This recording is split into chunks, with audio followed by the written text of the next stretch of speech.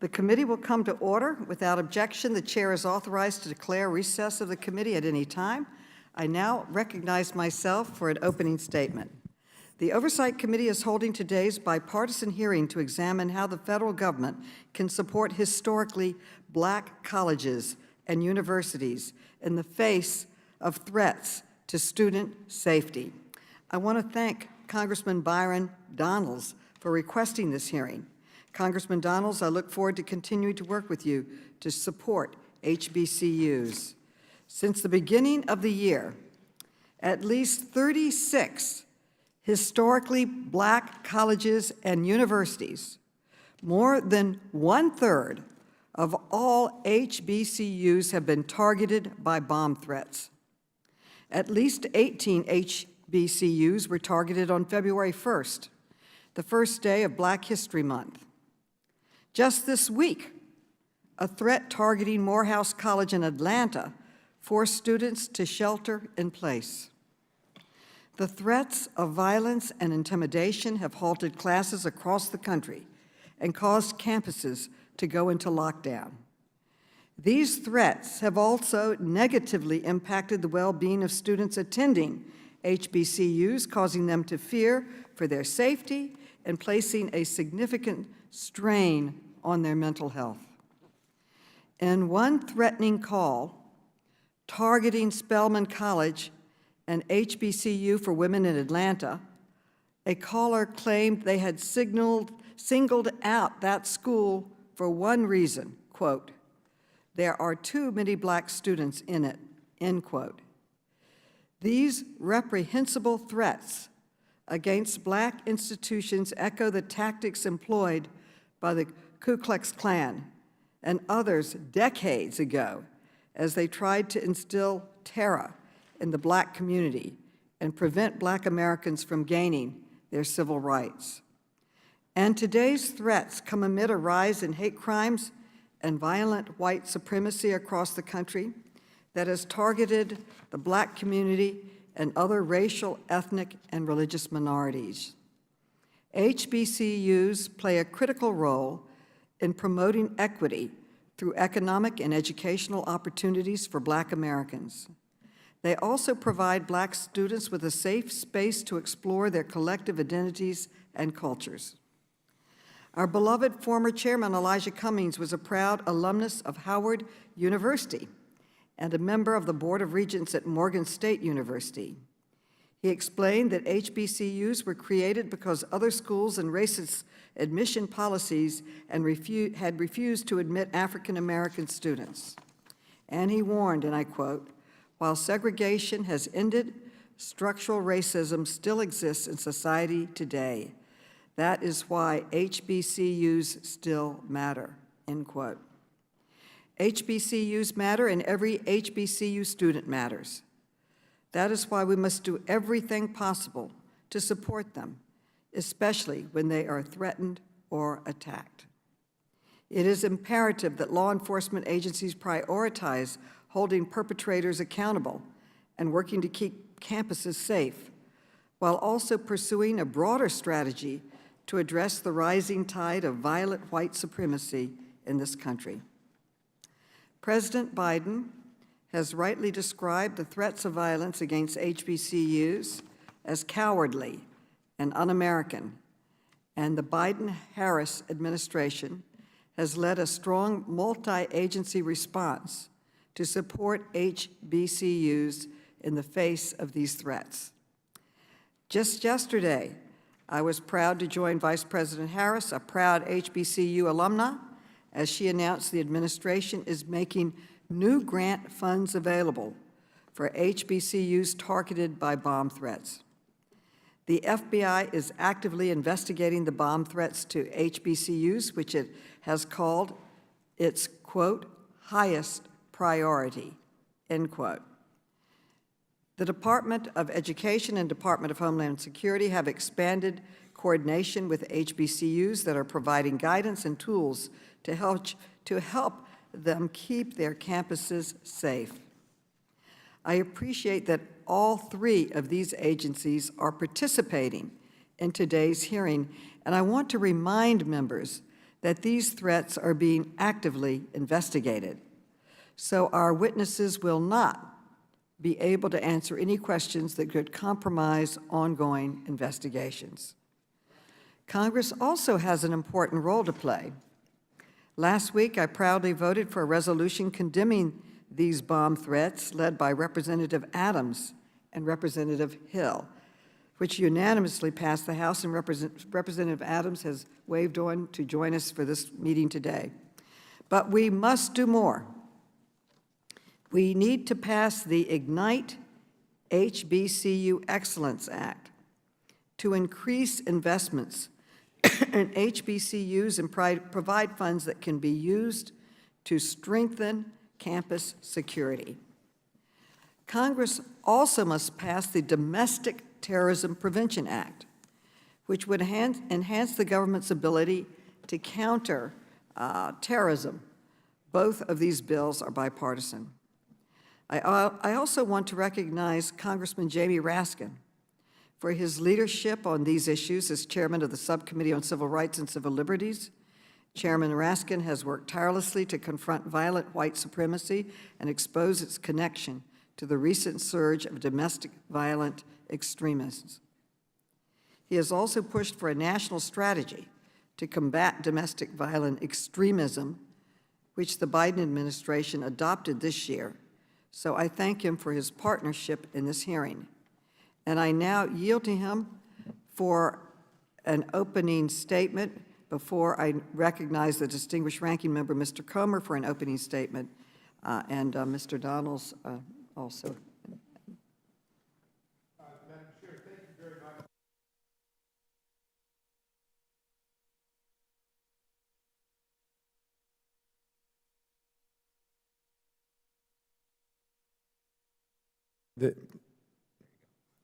Okay. Sorry about that. Again, thank you, Madam Chair, for calling the important hearing, and thanks to Congressman Donalds for urging us to call the hearing and for his assistance in putting it together. On January 31 and February 1 of this year, at the beginning of Black History Month, 24 historically black colleges and universities received threats that bombs were going to explode on campus. Since the beginning of the year, at least 36 HBCUs have received 54 different bomb threats. On Tuesday of this week, Morehouse, the famous college in Atlanta, received a bomb threat, causing students to have to shelter in place. The perpetrators behind these acts obviously are targeting black colleges and universities, seeking to disrupt and terrorize the students, the faculty, the staff, and all of their families. No other colleges or universities have been targeted and disrupted in the same fashion. The FBI announced that the threats made on February 1 are being investigated as racially or ethnically motivated violent extremism and hate crimes. No arrests have yet been made, but we can assume at least some of the threats were animated by hatred of black Americans and the deliberate intent to terrorize them. For example, Bethune-Cookman University in Florida got a 20-minute threatening call from a person stating that they were a member of the Atomwaffen Division, a right-wing extremist and neo-Nazi terrorist network, and had planted multiple bombs around the university and were orchestrating an active shooter. Howard University, which is, of course, just minutes from where we sit, has received 4 different bomb threats this year alone, something which I'm sure has terrified not just the students and faculty and staff, but their families, given the fact that we saw here in Washington at the Capitol itself, shocking white nationalist-led violence that engulfed the Capitol on January 6th of last year and ended up not just in multiple deaths, but in 150 of our police officers being injured, wounded, and hospitalized with broken necks, jaws, vertebrae, lost fingers, traumatic brain injury, post-traumatic stress syndrome, and so on. The violent threats against the HBCUs are a trend, or part of a trend, of rising hate crimes against African Americans. Between 2019 and 2020, there was a nearly 50% increase in hate crimes committed against black people in the country. Now there are spiking threats against what have traditionally been safe spaces for African Americans in the country. We can be thankful that none of these threats have yet materialized in a bomb exploding on campus like the ones we saw at Florida A&M in 1999, but that, of course, does not diminish the emotional and psychological trauma inflicted on students and the disruption to university life. I very much appreciate that the FBI has deemed its active investigation of these bomb threats the highest priority as the investigation unfolds. I know the FBI cannot answer questions about the status of specific cases, but I would like to know how the FBI is coordinating with the HBCUs and communities of color to address the rise in hate crimes across the country. I look forward to hearing answers from the FBI as well as from our witnesses from the Department of Education and Homeland Security as to how they are working to ensure the safety and security of our students. Most importantly, I want to thank the student leaders who are testifying before us today, Kylie Burke of Howard, Emmanuel Ucott of Xavier University in New Orleans, and Devin Vilfrard of Florida A&M. We recognize how tough these past few years have been between COVID and now these bomb threats to these formative and critical years in your young lives. We appreciate your strength, your resiliency, and your leadership that you've been showing throughout this crisis. Madam Chair, I yield back to you. The gentleman yields back, and I now recognize Congressman Donalds for Mr. Comer. Excuse me, I was just jumping to the guy who had asked. Yeah. Mr. Comer, the distinguished ranking member of this committee. All right. Well, thank you, Chairwoman Maloney. I want to thank you for holding today's hearing, which Mr. Donalds requested, on the importance of historically black colleges and universities and what the federal government is doing to respond to a string of recent bomb threats to many of their campuses. HBCUs were established during a dark period of segregation in the United States to provide access to higher education for black Americans who are excluded from other institutions. Higher education has historically been an important avenue in this country for Americans to be able to achieve their American dream. And America's HBCUs have been graduating many of our country's leaders for over 150 years. These institutions have provided avenues to undergraduate and graduate programs for well over a century, and their alumni have gone on to do great things in both the public and private sectors. All Americans who attend institutions of higher education should be able to pursue their studies in a safe environment. Unfortunately, HBCUs have recently been the subject of a number of bomb threats to their campuses. More than half of the 100 HBCUs in this country have been targeted with bomb threats since the beginning of this year.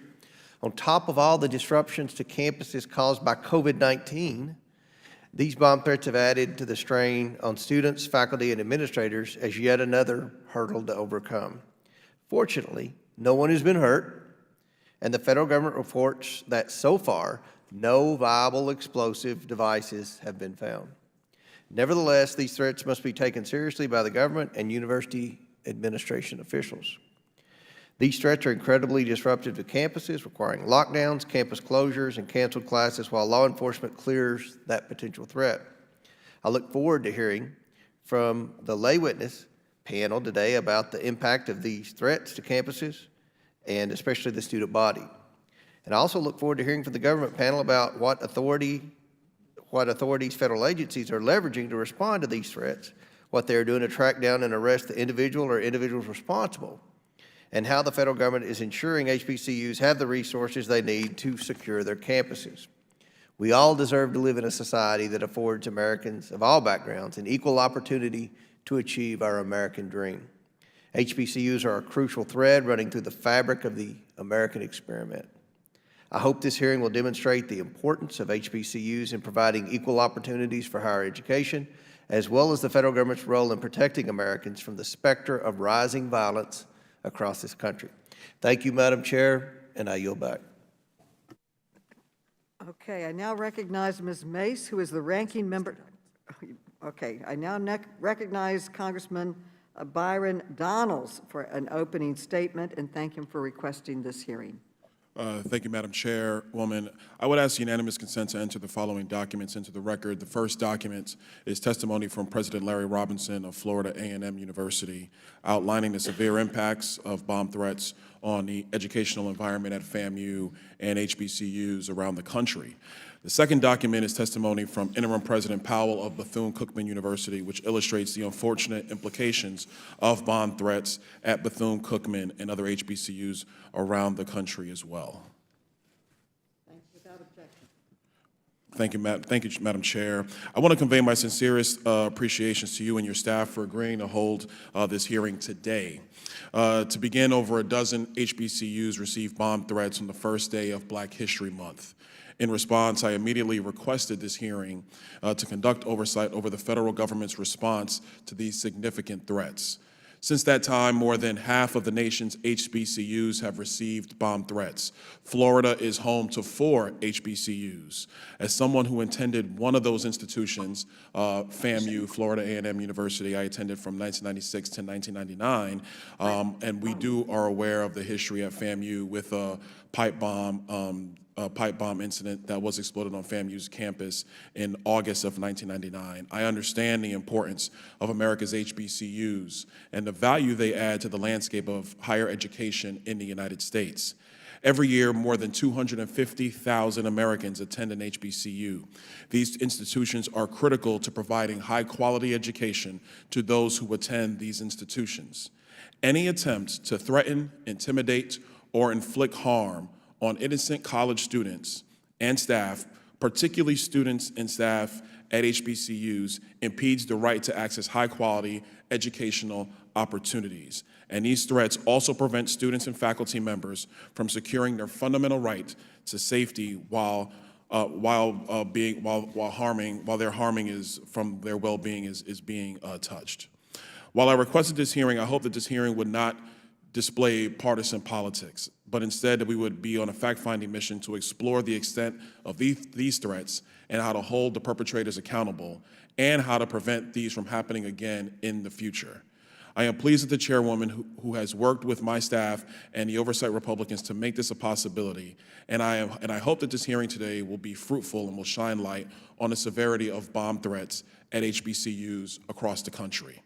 I want to thank the chairwoman and her staff for preparing this hearing and ensuring that the perspective of the students who are here with us in panel 1 are heard, and that we do everything that we can to get down to the bottom of these threats against these institutions is heard openly, and that at us, not only as the Oversight Committee, but also as the federal government overall, do everything we can to make sure that these threats are stopped and are not perpetrated any further. With that, I yield back. Thank you, Madam Chair.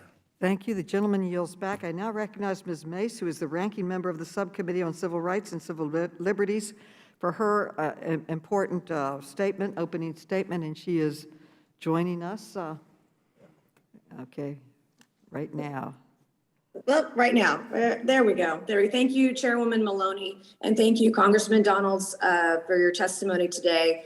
South Carolina is proud of its citizens who choose to obtain higher education degrees, particularly at our historically Black colleges and universities. And in the state of South Carolina, we have several, including Allen University, Benedict College, Claflin University, Clinton College, Denmark Technical College, Morris College, South Carolina State University, and Voorhees College.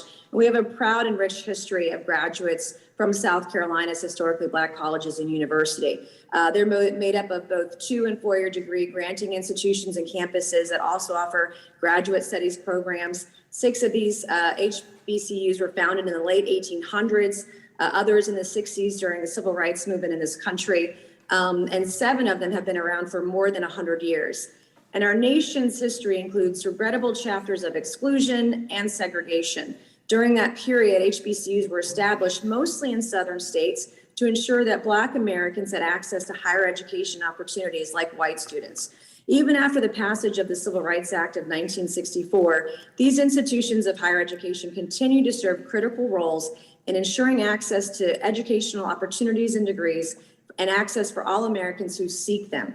HBCUs are an important piece of the overall fabric of higher education in this country. And just like our military colleges, like the Citadel, where I'm a graduate from, I'm a proud graduate from. So it saddens me that today we're having a hearing, and we find ourselves having a hearing on a situation where a series of targeted bomb threats are disrupting campus life at HBCUs across the country.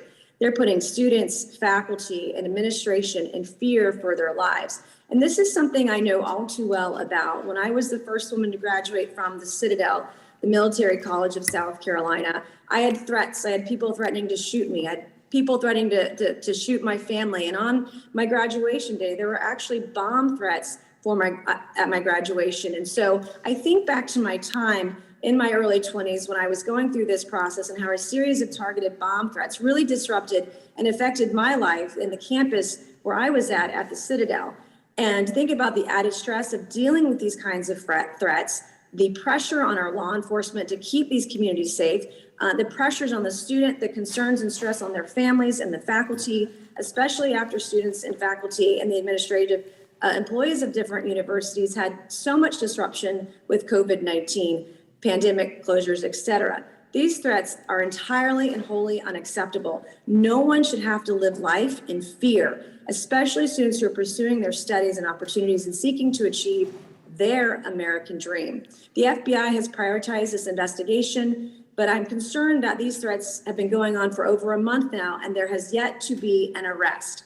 Those responsible for these crimes deserve swift justice. The penalties for a coordinated campaign of bomb threats designed to instill fear in our students should be severe. In this case, to send a message that we will not tolerate these kinds of threats or this kind of conduct or these kinds of crime in our country. The impact of these threats have on our HBCU communities, it's devastating. And we've got to respond with the full force of the law and the federal government to mitigate such threats. I look forward to hearing from the student witnesses today about their own higher education experiences and how these threats are affecting them and the student bodies that they serve. I also look forward to hearing from the government panel about what they're doing to bring those responsible to justice and hold them accountable to prevent these threats from happening all across the country. Our students and our citizens deserve nothing less. Thank you, Madam Chair, and I yield back. The gentlelady yields back. I request unanimous consent that Alma Adams be allowed to participate in this hearing. Without objection, so ordered. Now I would like to introduce our first panel of witnesses who are all students at HBCUs. They will be testifying but not answering questions. First, we will have Kylie Burke, who is the president of the Student Association at Howard University.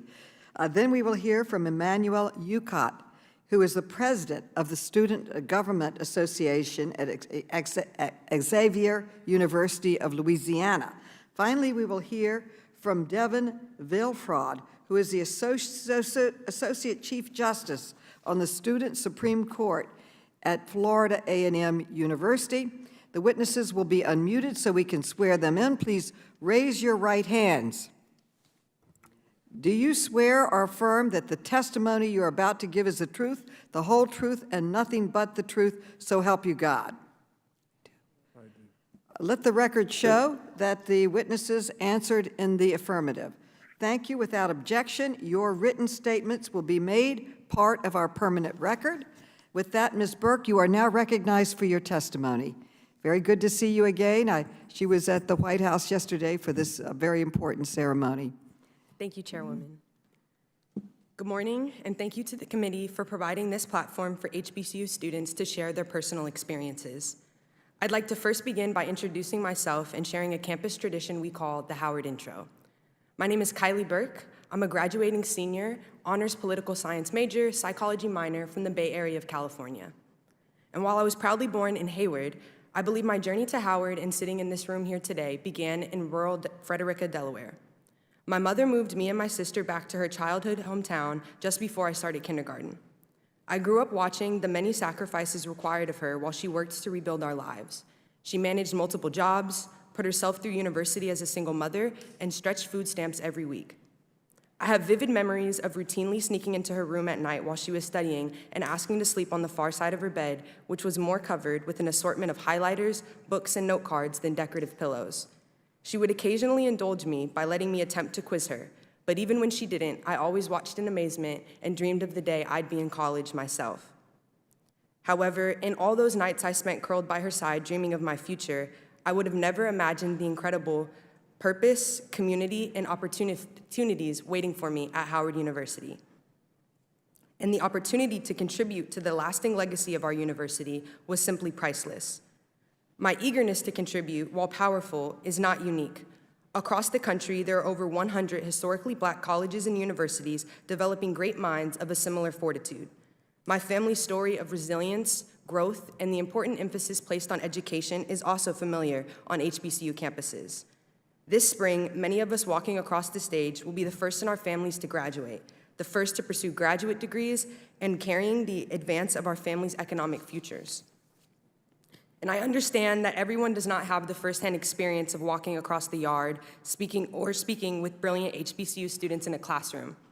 Fortunately, though, the numbers speak for themselves. While historically Black colleges and universities represent a small fraction of all four-year higher education options for students, we are the embodiment of doing more with less.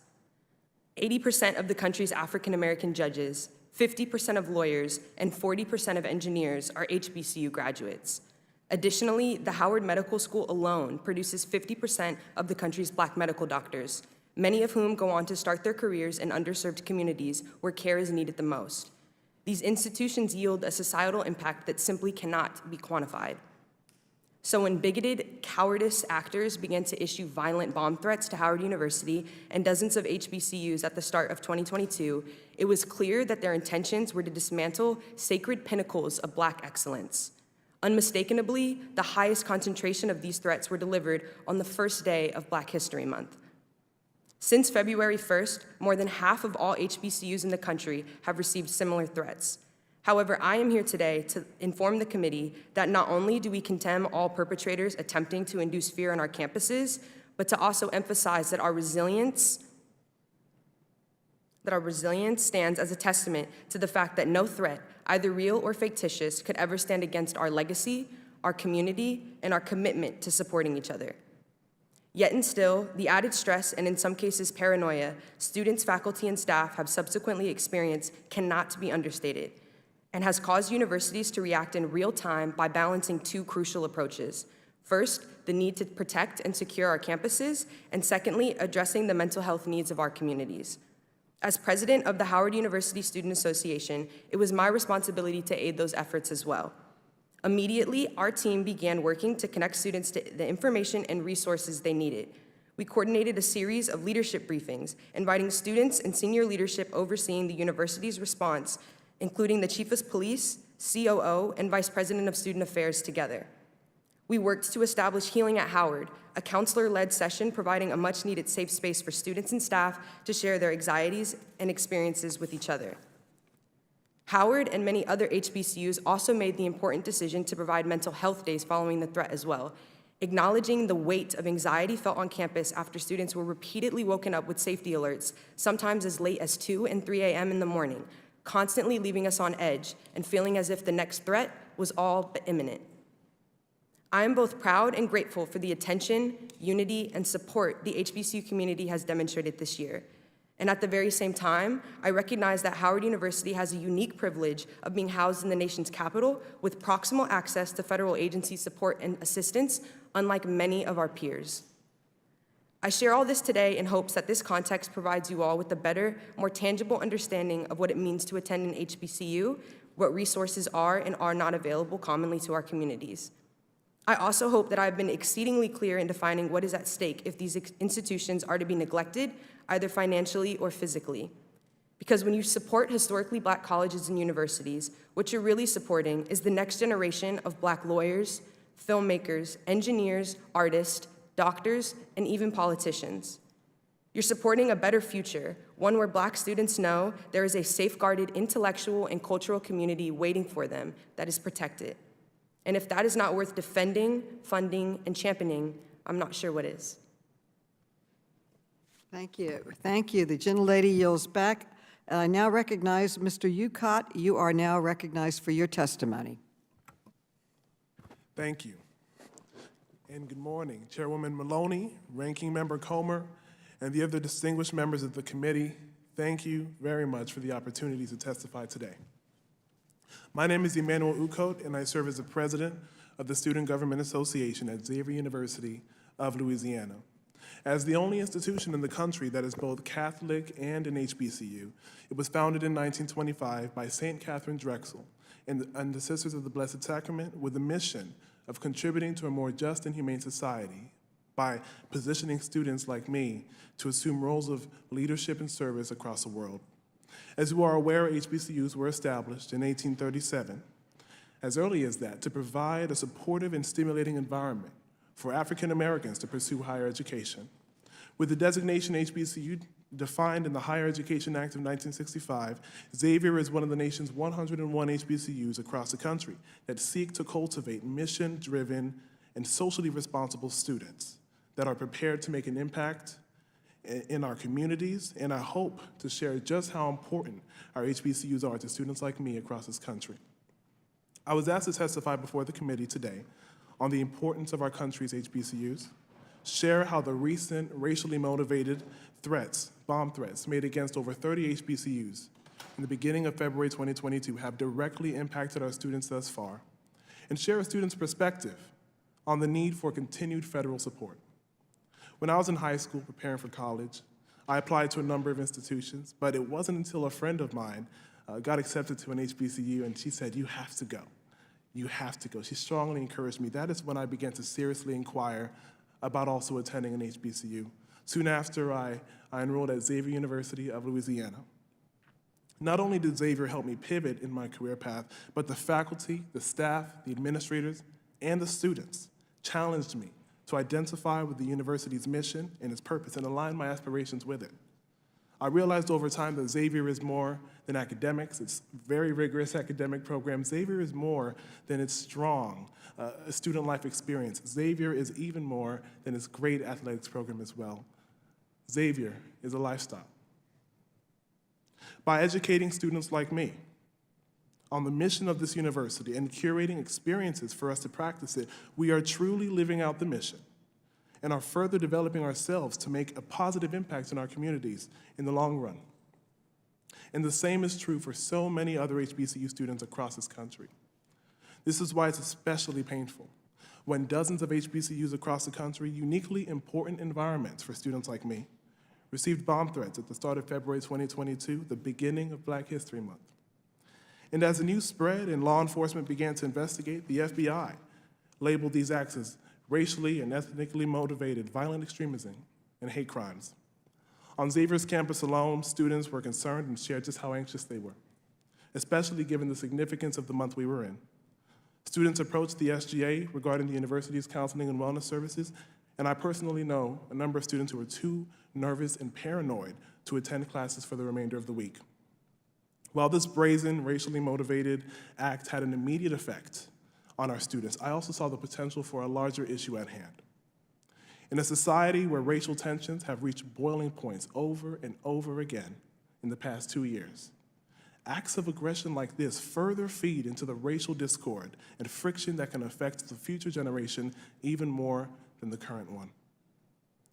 As many of us work to allow room for difficult discussions concerning race and we strive to bring our communities together, hateful acts like this further push people away from such hard but necessary discussions and the work that needs to be done.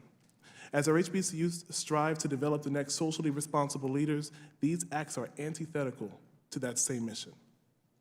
This is why the support of individuals, organizations, and the federal government is necessary to protect our HBCUs. So with this information, Madam Chairwoman, I would appreciate if you and the committee would consider the following recommendations. First, the FBI needs to bring those who have perpetrated these terroristic calls, instant messages, and online posts to justice. Secondly, HBCUs need more funding for security to set up a real apparatus. 3, if Congress reauthorizes programs which will seek to harden HBCU campuses and prepare them for these kinds of threats, then Congress should name our HBCUs in that authorizing law and provide report language in the annual appropriations process each year to ensure the departments and agencies make sure funding goes where it is necessary. Also, the mental health impacts, which we've already discussed today, of our student body should be a paramount concern. Our institutions have been approached by the executives from the American Psychological Association, noting that the triple impact of COVID-19, the ongoing racial reckoning in the country, and the bomb threats on HBCU campuses are having real and lasting impacts on our students. Lastly, I'd like to thank the Senate for passing Senate Resolution 534, a simple resolution co-sponsored by Senators Tim Scott and Chris Coons, and I appreciate the House for addressing this matter as well. The Senate and the House's response sends a bipartisan and bicameral message that these types of threats against our HBCUs will not be tolerated, and we appreciate you for that. I hope I've been able to share an intimate perspective of how my university and HBCUs across the nation cultivate leaders and the change agents of tomorrow, HBCUs have a history of contributing to society and developing civically engaged and responsible leaders. Racially charged acts like the bomb threats are not only an attack on our campus, but they are an attack on the ideals and the values of HBCUs and their collective mission. My goal is that my testimony encourages the committee to continue supporting our HBCUs in the face of these threats to our safety and our core values. It's an honor to present this testimony. I hope the members of the committee will support these recommendations, and I thank the committee for addressing this important issue. For more information and details regarding my remarks, I ask that you read my written testimony submitted for your review. Thank you. Thank you for your testimony and your recommendations. We now identify and call upon Mr. Vilfraud. You are recognized for your testimony remotely. Thank you very much. Good morning, everyone. My name is Devin Michael Vilfraud. I am from Fort Lauderdale, Florida. I'm a graduating senior from Fort Lauderdale, Florida, studying political science with a minor in pre-law, and I serve as the Associate Chief Justice of the Student Supreme Court, Florida A&M University, as well as the State President of the NAACP Youth and College Division of Florida. To Chairman Carolyn B. Maloney, Subcommittee Chairman Jane Graskin, Ranking Member James Comer, and Congressman Byron Donalds, thank you for the opportunity to provide public testimony for today's hearing, HBCUs at Risk, examining federal support for historically Black colleges and universities. Thank you for hearing perspectives of a student at Florida Agricultural and Mechanical University, otherwise known as FAMU, and the perspectives of other HBCU representatives. While our modern day perspectives are essential, I would also like to emphasize that racial violence towards HBCUs is a multi-generational occurrence that profoundly impacts the Black community. My family and I are living examples of this multi-generational trauma, as two of my cousins have lived experiences of the 1999 pipe bombs that took place at FAMU while they were students from 1998 until 2001 and 2002 respectively. Historically Black colleges and universities have been a long-standing symbol of support and a path towards success for Black communities across our nation for generations, and will continue to provide this for generations to come. However, bomb threats towards the Black community are unfortunately an experience that has shown its face as if it were a generational tradition. Many generations can recount their own experiences of bomb threats and bombs being dropped or detonated on their communities. Despite these foul yet all too common occurrences of racism traditionally taking place in the United States, HBCUs provide a path towards success in pursuing the American dream for Black Americans that each and every American longs for. As a son and grandson of immigrants, I had no clue what opportunities lay ahead of me before I began college. However, if it were not for an HBCU like FAMU, I know for certain that I would not be who I am today. Although I am the first in my immediate family to attend and graduate college, as I will be crossing the stage wearing a cap and gown on April 29, 2022, I have two extended family members who attended FAMU during the pipe bombs in 1999. My cousins, William Sandville and Watson Sandville, were both criminal justice scholars during the bombings. William Sandville served 10 years under the Broward Sheriff's Office immediately following his graduation in 2001. Watson Sandville still serves today in his 19th year on the force as a police sergeant under the Hollywood Police Department in Hollywood, Florida.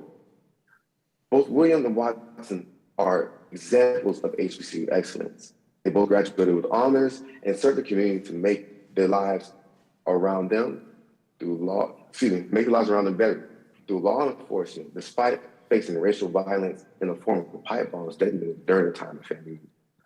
My cousins, who are children of immigrants like I am, never expected to endure pipe bombs on their campus, planted by a racist who did not want Black people to engage in higher education. Instead, they expected to excel on a campus meant for academic excellence and to chase their aspirations of becoming educated and well-rounded Americans.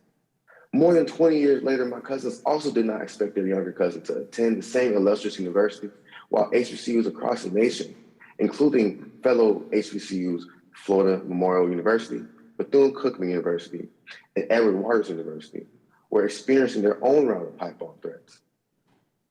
I too now have anxiety about the safety of my 3 goddaughters, my younger siblings, and my future children as they enroll in HBCUs once their time comes to earn a formal education.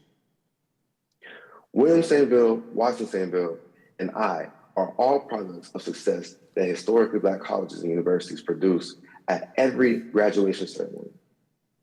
HBCUs should continue to be federally supported and protected as we endeavor to remove this ongoing tradition of bombing and bomb threats for HBCU students of the future.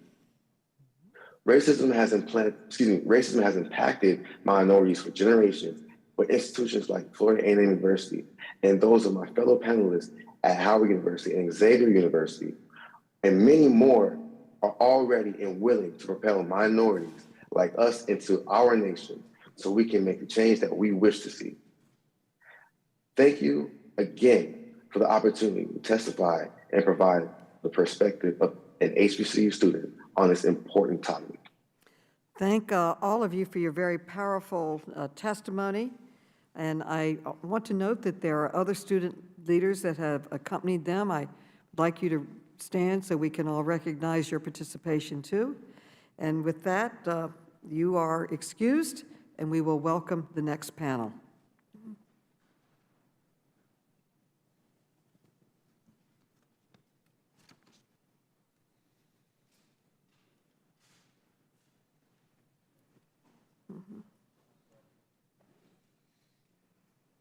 Thank you. The entire second panel is remote, so I would now like to introduce our second panel of witnesses. First, we have Ryan Young, who is the Executive Assistant Director in the Intelligence Branch of the FBI. Then we will hear from Sean Hagland, who is the Associate Director in the Office of Bombing Prevention at the Department of Homeland Security. Last but not least, we will hear from Dr. Michelle Asha Cooper, who is the Deputy Assistant Secretary for Higher Education and has been delegated the authority to perform the functions and duties of the Assistant Secretary in the Office of Post-Secretary Education at the Department of Education. The witnesses will be unmuted so we can swear them in. Please raise your right hands. Please raise your right hands. Okay. Do you swear or affirm that the testimony you're about to give is the truth, the whole truth, and nothing but the truth? So help me God. I do. I do. Let the record show the witnesses answered in the affirmative. Thank you. Without objection, your written statements will be made part of the record. With that, Mr. Young, you're now recognized for your testimony. Good morning, Chairman Maloney, Ranking Member Comer, and members of the committee. Thank you for the opportunity to appear before you today to discuss current threats to houses of worship and other public spaces in the United States. In these uncertain times, the FBI needs the support and confidence of the American people to secure public spaces where Americans gather every day. The FBI's partnerships with affected communities are both critical to receive threat information and provide training and preventative measures. The FBI directly reaches out to various groups to hear their concerns, build cultural understanding, and foster trust. FBI headquarters divisions and field offices across the nation have strong community outreach and work with minority groups, academic institutions, religious, civic, and nonprofit organizations toward crime prevention. The FBI also recognizes that hate crimes remain a concern for communities across the country and collects mandatory reporting from federal law enforcement agencies, Reporting remains voluntary for state, local, and tribal law enforcement agencies. The FBI has hate crime statistics from 2020. However, reporting from 2021 will not be available until the fall. Additionally, the FBI created a multicultural engagement council composed of ethnic, religious, and minority leaders to better understand and devise solutions to support these communities. The FBI's outreach efforts are dedicated to helping individuals and families stay safe, protect houses of worship, fortify academic institutions and workplaces against violent rampages, and raise public awareness to potential acts of terrorism and extremism. Another area the FBI is focusing in on is transnational repression. If our immigrant population are victims of harassment, stalked, assaulted, or coerced in any way, especially by foreign governments, this is a violation of their individual rights and freedoms. The FBI has more information about transnational repression on our FBI.gov site, which also houses the Threat Intimidation Guide that is translated into 28 languages. Our Office of Private Sector is essential function is to strengthen the FBI's relationships with the private industry and academia to protect the nation's economy and national security. OPS builds trust among FBI and its partnerships by facilitating one FBI voice and providing a consistent point of contact to promote meaningful dialogue. OPS works closely with the operational divisions to communicate threats across different industries, sectors, companies, and public spaces. The past month, in the response to the numerous bomb threats targeting historically Black colleges and universities, OPS partnered with our Office of Partner Engagement and DHS to host the first of several calls to HBCUs across the country. Approximately 1,400 participants were on the first call, where we provided a situational update, points of contact to report additional threats, and resources available to the academic institutions. Although outreach with houses of worship and faith-based communities falls under the purview of the Office of Public Affairs, our Office of Partner Engagement maintains relationships with security elements in those faith-based communities. OPE works with our faith-based communities on safety initiatives and in order to ensure coordination on matters pertaining to houses of worship. The FBI created an internal working group consisting of OPA, our Criminal Investigative Division, and others. The creation of this working group directly led to Director Ray hosting 2 calls with approximately 30 faith-based community leaders. The recent incidents involving the Colleyville hostage crisis and the threats to HBCUs underscored the importance of having strong relationships before a crisis. As part of the FBI's response, OPA was able to quickly contact local faith leaders, minority, and academic HBCU connections because of their FBI had pre-existing patterns of engagement and established by our community outreach specialists. In January 2022, OPA met with U.S. Conference of Catholic Bishops and also conducted partner calls with Congregation Beth Israel to discuss issues related to their protection and security. In these discussions, the FBI shared information about resources developed along with DHS, including detailed guidance and plans to respond to crises such as active shooter or bomb threats.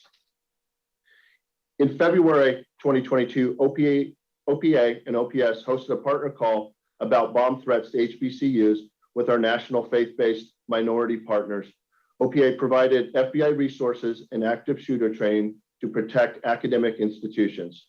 OPA also held a large webinar planned with the Church of God and Christ to discuss protection of houses of worship. In closing, houses of worship and HBCUs, along with other public spaces where people gather, require robust protection efforts. These efforts require effective partnerships, and the FBI places a strong emphasis on partnering with community leaders to build trust and share relevant information to protect public spaces and fulfill our obligation to the American people. Chairman Maloney, Ranking Member Comer, members of the committee, thank you again for this opportunity to discuss the FBI's efforts to protect HBCUs and houses of worship. I appreciate your continued support and look forward to answering any questions you may have. Thank you. Mr. Haglund, you are now recognized for your testimony. Mr. Haglund. Good morning, Chairwoman Maloney, Ranking Member Comer, members of the committee. I appreciate the opportunity to speak with you today on the efforts of the Cybersecurity and Infrastructure Security's Office for Bombing Prevention in response to the recent spike in bomb threats to historically Black colleges and universities, as well as the broader community. Public gatherings and crowded places are increasingly vulnerable to acts of terrorism and targeted violence because of their relative accessibility and large numbers of potential targets. Organizations of all types and sizes, including businesses, critical infrastructure owners and operators, schools, and houses of worship, face a variety of security risks.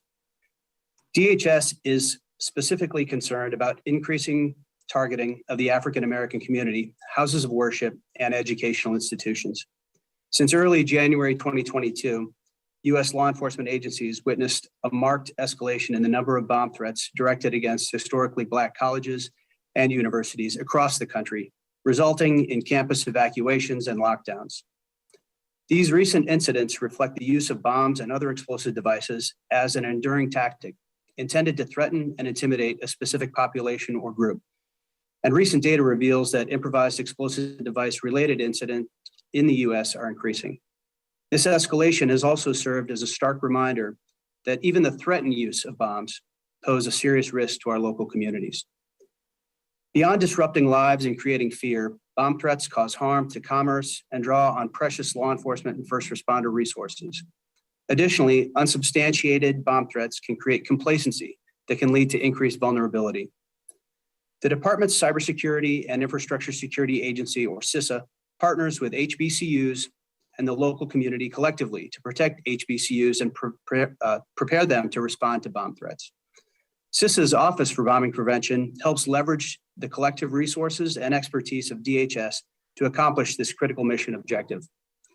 To reduce risk to the nation's critical infrastructure, OBP develops and delivers a diverse array of services to enhance awareness of threats from IEDs and to build nationwide counter-IED capabilities. Our efforts focus on engaging these institutions to ensure that they have the information, training, and tools necessary to mitigate risk and to respond to the threat. OBP has initiated outreach in coordination with CISA's protective security advisors to all HBCU institutions targeted by the recent bomb threats to assist with enhancing their security posture and highlight available CISA resources. With a specific emphasis on bombing prevention, this outreach and offer of assistance is being expanded to all HBCUs. In response to the current threat, OBP has conducted numerous virtual bomb threat management trainings for HBCUs and other stakeholders over the course of the last few weeks, including 2 customized training sessions in early February, reaching a combined 461 participants. We have also fielded special requests for training through CISA's regional offices.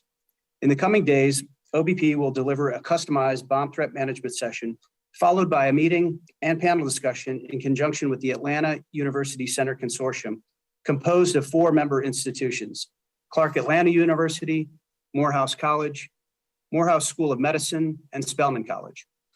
This event will be broadcast live and made available to all HBCUs nationally.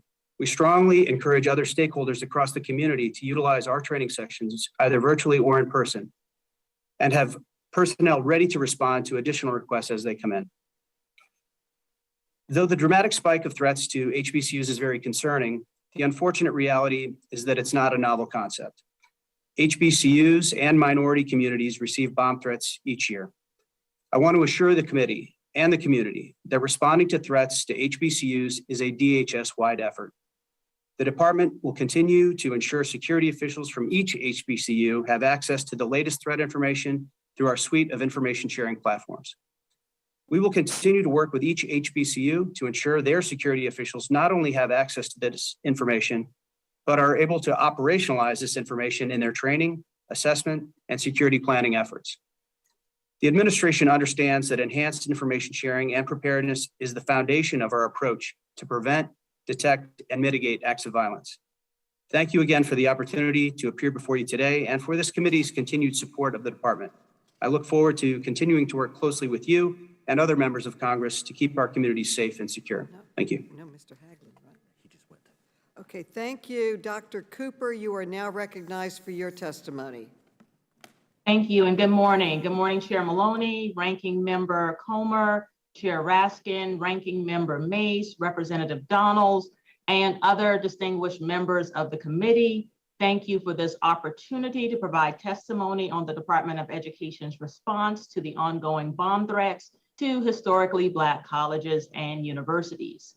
Let me begin by stating that we at the department condemn these acts and believe that these and other forms of violence have absolutely no place in any of our educational institutions.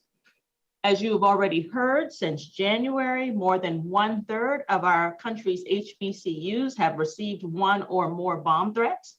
While thankfully no explosive devices have been found, significant trauma and disruption has been done by threatening the safety and security of these campuses. These feelings are not just felt by those on campus, but also extend to parents, family members, alumni, and the broader community. Because of these ongoing threats, including the one that just occurred this week, learning has been disrupted, critical resources have been diverted to the emergency response, and there has been an increased burden on campus mental health systems. These threats have occurred since January, but the majority were concentrated in February, which, as you know, is Black History Month. And Black History Month experienced at least one threat per week at an HBCU. We believe that this timing may be an attempt to exploit tensions in our country and to remind the HBCU community, and by extension, Black people, to not take our assumed safety for granted. It is the responsibility of the government to protect its citizens, which includes those studying and working at HBCUs. At the Department of Education, we have worked in partnership with federal agencies, the other federal agencies, including the ones who are joining on this panel today, to provide a whole of government multi-agency response. Immediately after the initial threats in January, Education Secretary Cardona and Homeland Security Secretary Mayorkas hosted a briefing with more than 40 presidents of HBCUs to share information on grant programs, training resources, and other tools available to strengthen campus safety and security. The White House Initiative on HBCUs is also coordinating a government-wide response through its Campus Safety and Resilience Cluster, led by the Departments of Justice and Homeland Security. In February, the cluster hosted an event that was attended by more than 300 HBCU faculty, staff, and administrators. Leaders and staff from the Department of Education have contacted all targeted campuses. Secretary Cardona and I have had one-on-one conversations with some students and campus presidents. We also visited several HBCUs to learn firsthand about what is being done to support students and what needs remain unmet. I have also spoken directly with HBCU alumni and community leaders about the effects of these bomb threats. Every college student and every president said that they will not be deterred from providing or receiving an education. We also heard that campus leaders do not have all the resources at their disposal to respond appropriately to the ongoing threats and are not fully aware of the resources available through the federal government to assist. In direct response to these needs, just yesterday, Vice President Kamala Harris, alongside Secretary Cardona, announced that targeted institutions are eligible for Project Serve grants from the Department of Education. These grants provide short-term funding to educational institutions that have experienced a violent or traumatic event and can be used to help to restore the learning environment. The Vice President also announced a resource compendium that describes the range of services and various roles of different federal agencies in responding to these threats. In closing, let me reiterate, we condemn these threats and will do our part to support HBCUs and their students. We recognize that there is tension in our larger society that can sometimes spill over into our educational institutions.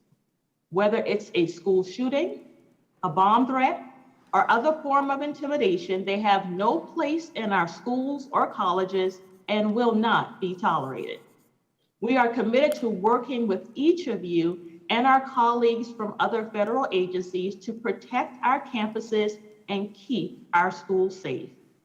Thank you, and I am pleased to answer any questions that you may have. Gentlelady yields back, and I thank you, all of the participants for their testimony today. I now recognize myself for 5 minutes for questions. There is a long history of threats of violence against Black institutions, including churches, schools, and communal spaces. These threats are intended to intimidate and terrorize the people who attend these institutions.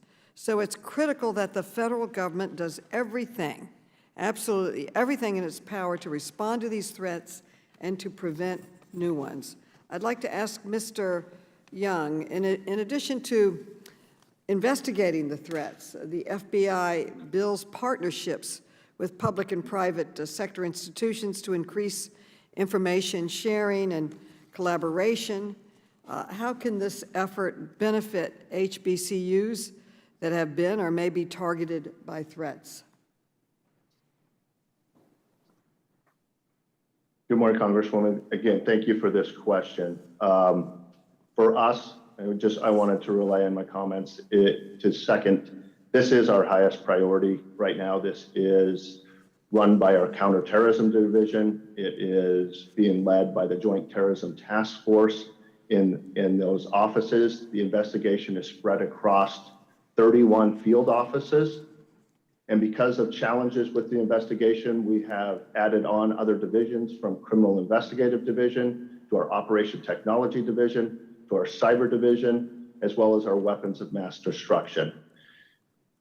To ensure that we could manage the information flow, within 2 days of the notification of these bomb threats, we hosted our first call with presidents and the security of those institutions to make sure that we could share exactly what was happening, understanding, make sure that they were prepared, understood that their safety was our highest priority, and we wanted to make sure that they remained vigilant. And as we say in our business a lot, if they see something, say something, because it is tips from these universities, from people, from bystanders that are our most prominent leads.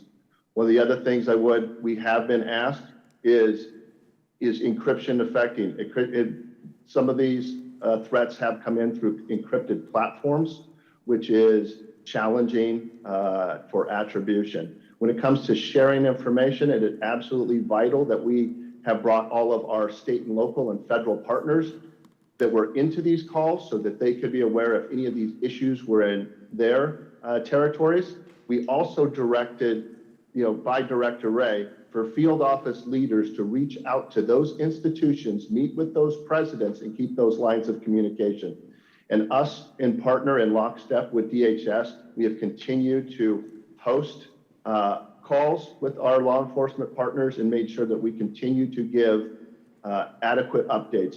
With that, we share intelligence. We share intelligence through not only our 56 field offices, but as well as our fusion centers to make sure that, like I said, going back, that these institutions remain vigilant. We do not want anything to lull into complacency. As my colleague in DHS said, we have not found bombing devices at any of these locations, but we have to treat these the exact same way as the highest priority and make sure that we got our subject matter experts and bomb technicians responding and conducting a thorough investigation the same way every time.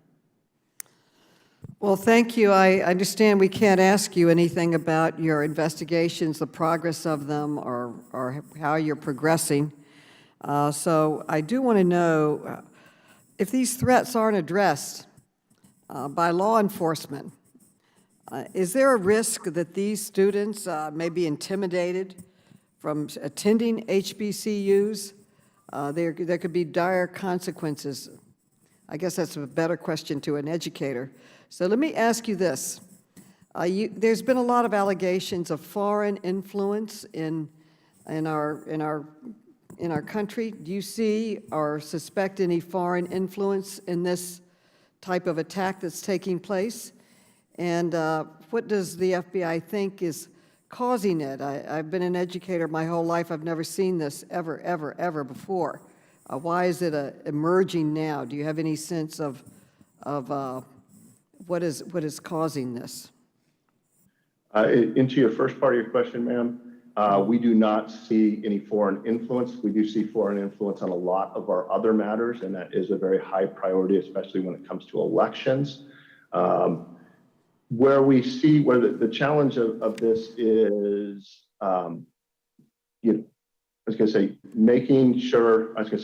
what we've seen is the rise of this has been common with what we've seen in a number of investigations. There is a divisive capability. I think there is an understanding that people are online and are radicalizing a lot more.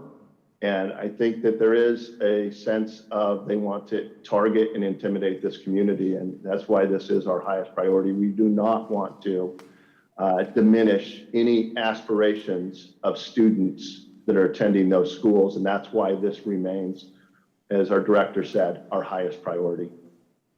Thank you, and we look to future updates. I'd like to turn to Dr. Cooper.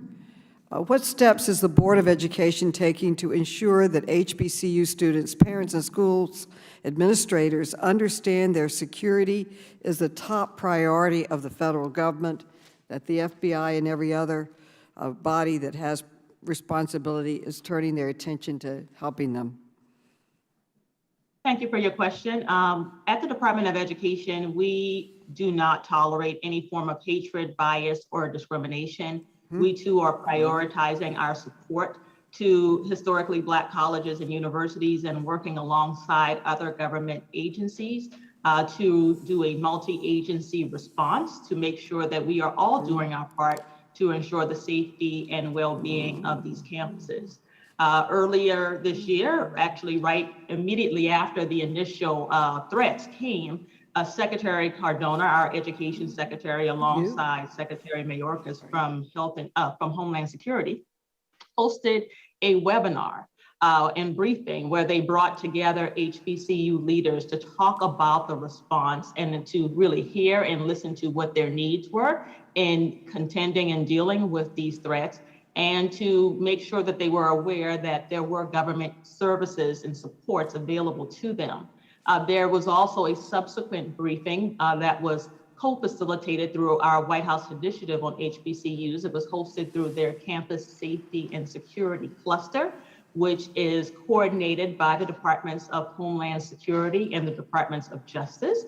And that cluster brought together well over 300 participants from HBCU campuses to really to talk more about what to do in a bomb threat, what the resources are, and things of that nature. In addition to that, we have done direct outreach to these campuses. Our goal has been to listen to and engage with HBCU leaders and students. And there has been a representative, a leader from the Department of Education who has reached out to each and every campus. In addition to that, Secretary Cardona, our undersecretary, and I have visited several of these campuses to see firsthand how they are contending with the response and to get a sense of what additional resources, what else we would be able to do to support them. In doing that, we heard several things. We heard consistently, just as we heard from the students on the prior panel, that these threats were clearly intended to invoke fear and intimidation, but among the students, among the administrators, among the faculty, there is the spirit of strength and resilience. And that was consistent at each and every campus. We also heard that the mental health needs of students in the campus community have been exacerbated. You have to remember, as you know, we're all living through this pandemic, and the Black and brown communities have been hit really hard by the pandemic, and that was talked about at a great deal, especially in our visit we made to North Carolina Central, where Secretary Cardona hosted a roundtable on mental health. The time, I know, they're pointing out that my time has long expired. So everything you're saying is very important, but my time has long expired. So I now recognize the gentleman from Florida. I went tremendously over with my time, so I yield as much time as he may need to express his and ask the questions that are deeply concerning to him. And thank you for bringing this important issue to our attention. I yield. Thank you so much, Madam Chair. Madam Chair, first, what I would like to do, Ms. Cooper, I would probably want to give you another 30 seconds to finish your thoughts. I think you were on an important line there. I want to just give you the opportunity to finish your thoughts there. Sure, I will definitely talk about how we heard about mental health, and also it's really important to know that we heard from campus leaders that the threats highlighted the vulnerabilities in their security infrastructure. They all had emergency plans, but these threats have helped them to see that they need to modernize and that all of the resources that they needed at their disposal were not yet available to respond appropriately to these threats. Thank you so much. Dr. Cooper, my apologies. I want to obviously recognize your credentials. My next question is actually to Mr. Young and Mr. Haglund. It's kind of a joint question. Obviously, we know that the FBI is still in the process of doing their investigations on these threats. Can you both kind of speak to what is the response time to HBCUs when these threats are issued? How long does it take for your teams to get on the ground, do the initial investigations, and kind of give an all clear so that students and faculty can return back to normal operating procedures on campus? Hey, Congressman, I can start and then I can turn it over to my colleague at DHS. In regards, one of the things that we have asked on our calls, and one of the things that we've asked our leaders that are engaging with these, HBCU presidents is, time is of the essence. The faster they can get that notification of the hateful message, as fast as they can get it to us, it is much, time is of an urgency. One, we treat these as they are absolutely a bomb threat, with the understanding that there could be a bomb on the other end.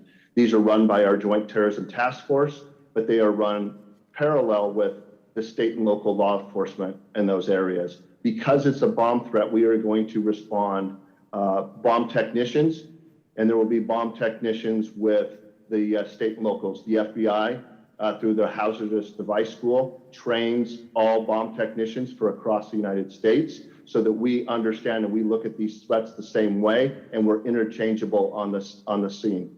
Once we get to those different locations, it depends on the size of the location, if there's any specificity to where the bomb could be or where that threat came in. But we will also, because they come in from different measures, we will also be looking through our folks looking at cyber to look to see if we can serve immediate legal process to identify attribution that gives us additional leads. I can't give you an exact time frame because every situation is going to be a little bit different. But again, we're treating these as the highest priority, and we're responding with our best assets. Mr. Haglund, I don't know if you want to add to that or. Yes, sir, Congressman, if I could, please. So through the Cybersecurity and Infrastructure Security Agency's regional field force, we do have the ability to follow that initial response by law enforcement personnel at a very rapid pace. So those regional staff members would come in after the resolution of that immediate crisis to then be able to offer the types of products and services that we develop out of the Office for Bombing Prevention. And so optimally, we would like to come in prior to an event and provide those training and awareness resources. But certainly after an event, we can come in. We have a range of products, awareness products, learning instructional type videos, one-on-one in-person courses where we can deliver on site.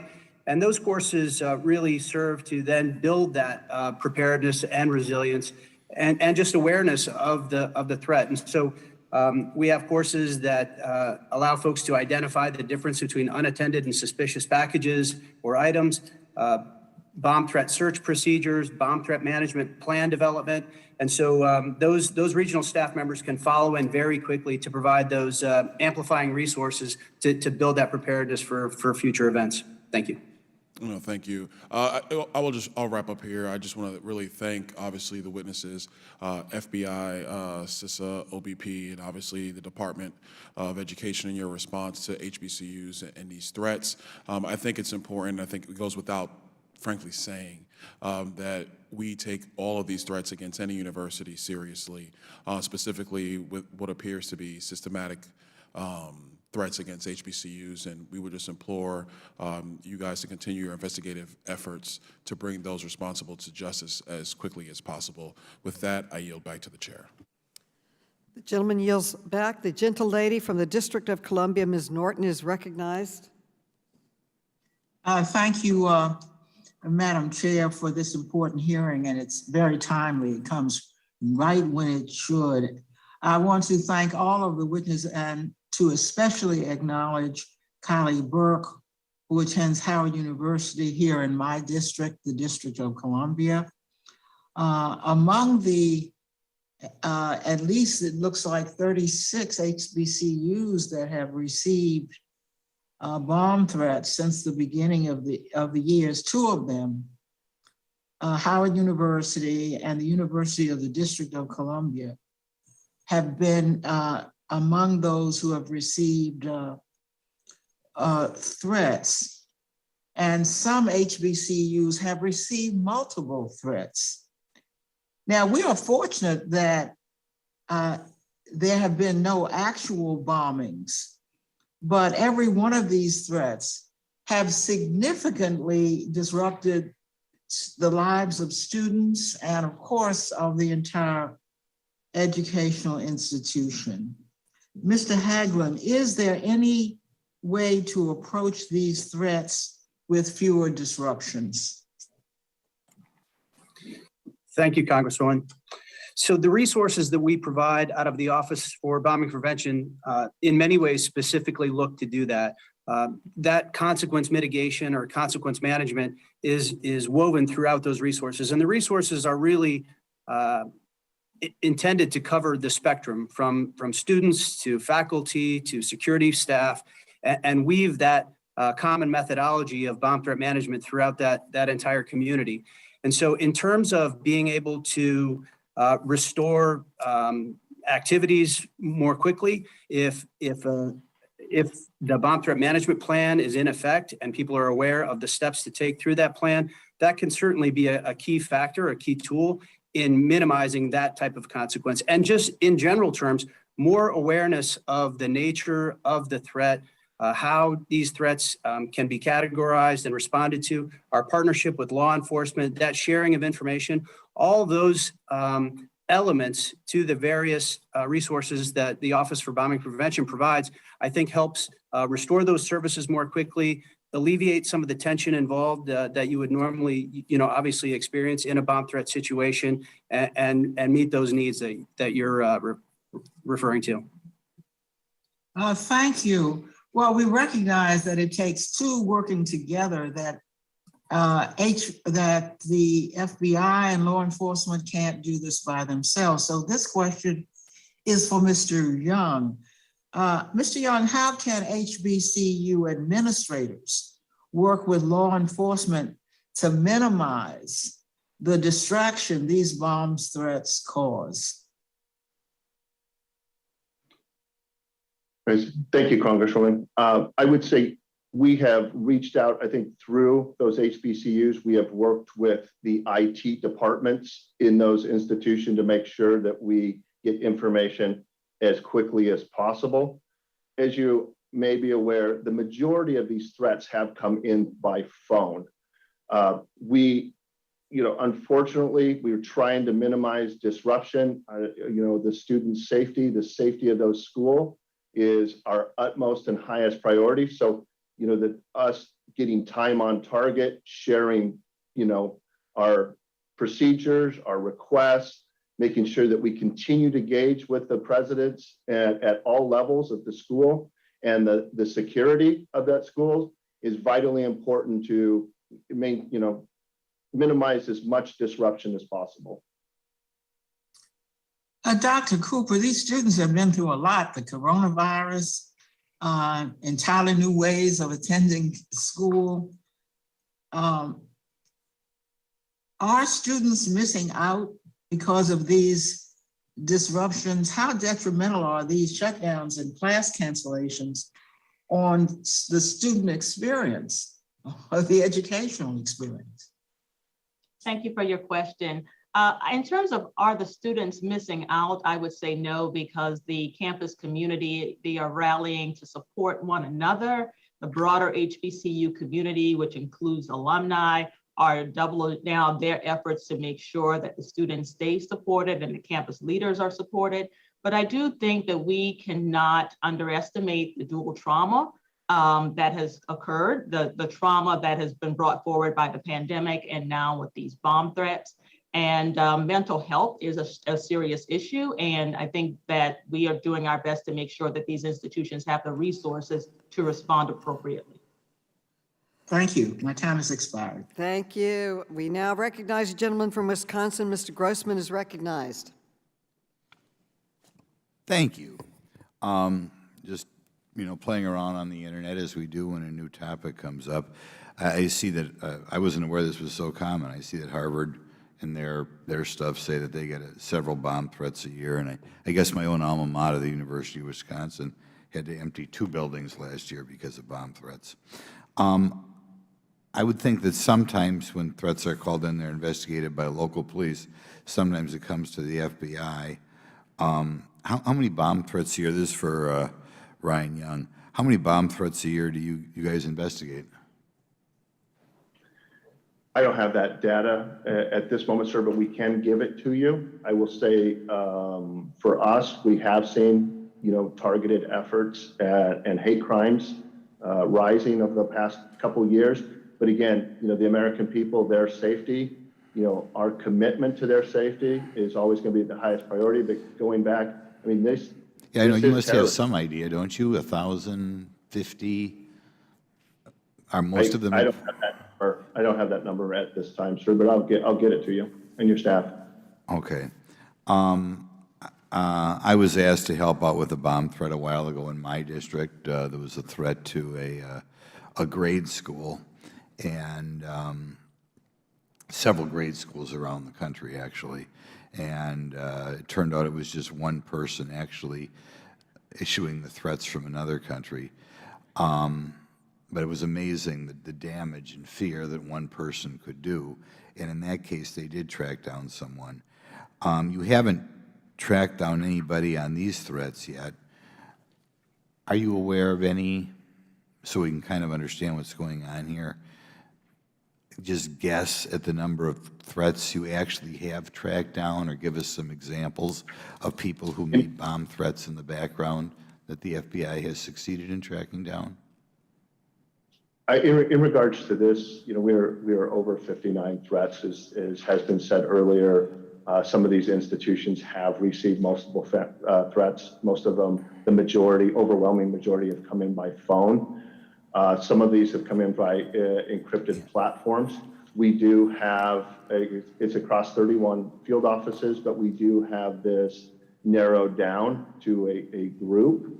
In the country as a whole, I'm not talking about this. I realize you don't have these guys yet. How many people a year does the FBI about arrest or identify as making bomb threats? And then we can maybe talk about what motivates these people. I can get you that number, sir. You don't know about 50, 100? You don't know. Oh, I will say, sir, it's well more than 100. That you catch? That you catch? I can get you the numbers that we catch, but there is a number of bomb threats, and some of them, are never caught, unfortunately. So you catch about over 100 people a year phoning in bomb threats or emailing in bomb threats?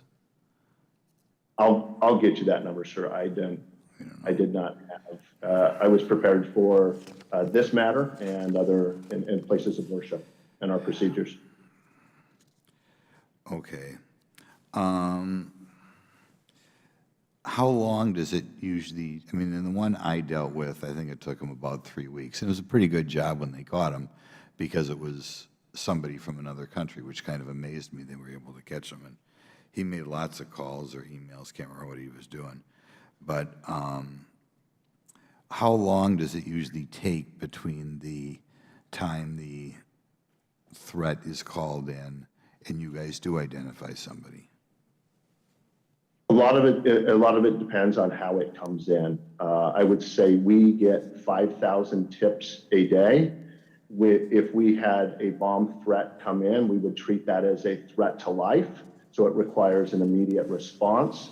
We run about 10 to 15 threat to lives a day, and depending on if we can find attribution, if we can find video, if we have a prosecutor that we understand the, Right. What I'm saying is, you must be participating in some of these in the past. When somebody Yes. calls in a bomb threat and you get somebody, you find somebody using phone records or whatever, how long is it between when it's called in usually, just think of the ones in your mind that you've dealt with personally, and the person is eventually identified? Some we've identified that day. Some have taken much longer because of the complications of how those were called in. Percentage-wise, how often do you find somebody?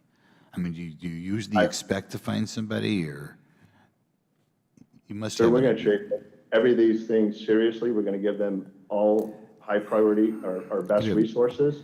And I can get you the numbers of. You have no idea. If I say I got a bomb threat at University of Wisconsin in Madison and we call the FBI, what are the chances you can identify this person? You have no idea. You catch them 10% of the time, 60% of the time, you have no idea. I don't have that information at this time. Okay, well, thanks.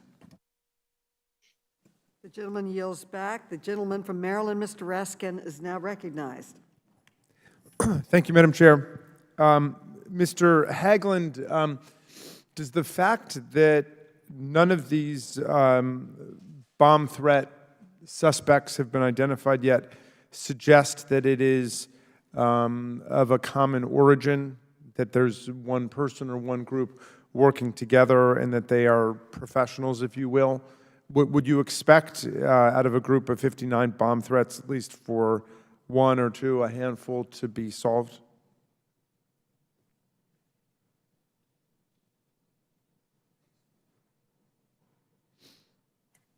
Congressman, thank you for your question. I would respectfully just suggest that that is more of a law enforcement perspective. Okay, Mr. Young, can I ask you to opine on that? Could you repeat the question, sir? Well, but my question is, if there were 59 bomb threats leveled at the HBCUs and none of the cases have been solved, does that suggest that somebody's working together, or maybe it's one person or it's one group of people, and that they have been able to conceal themselves? Would you expect out of a group of 59 bomb threats, if they were all from different sources, that at least a few of them would have been identified, the culprits?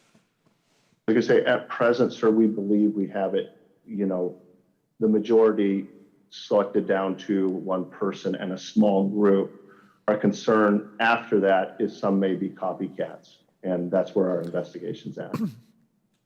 Got you.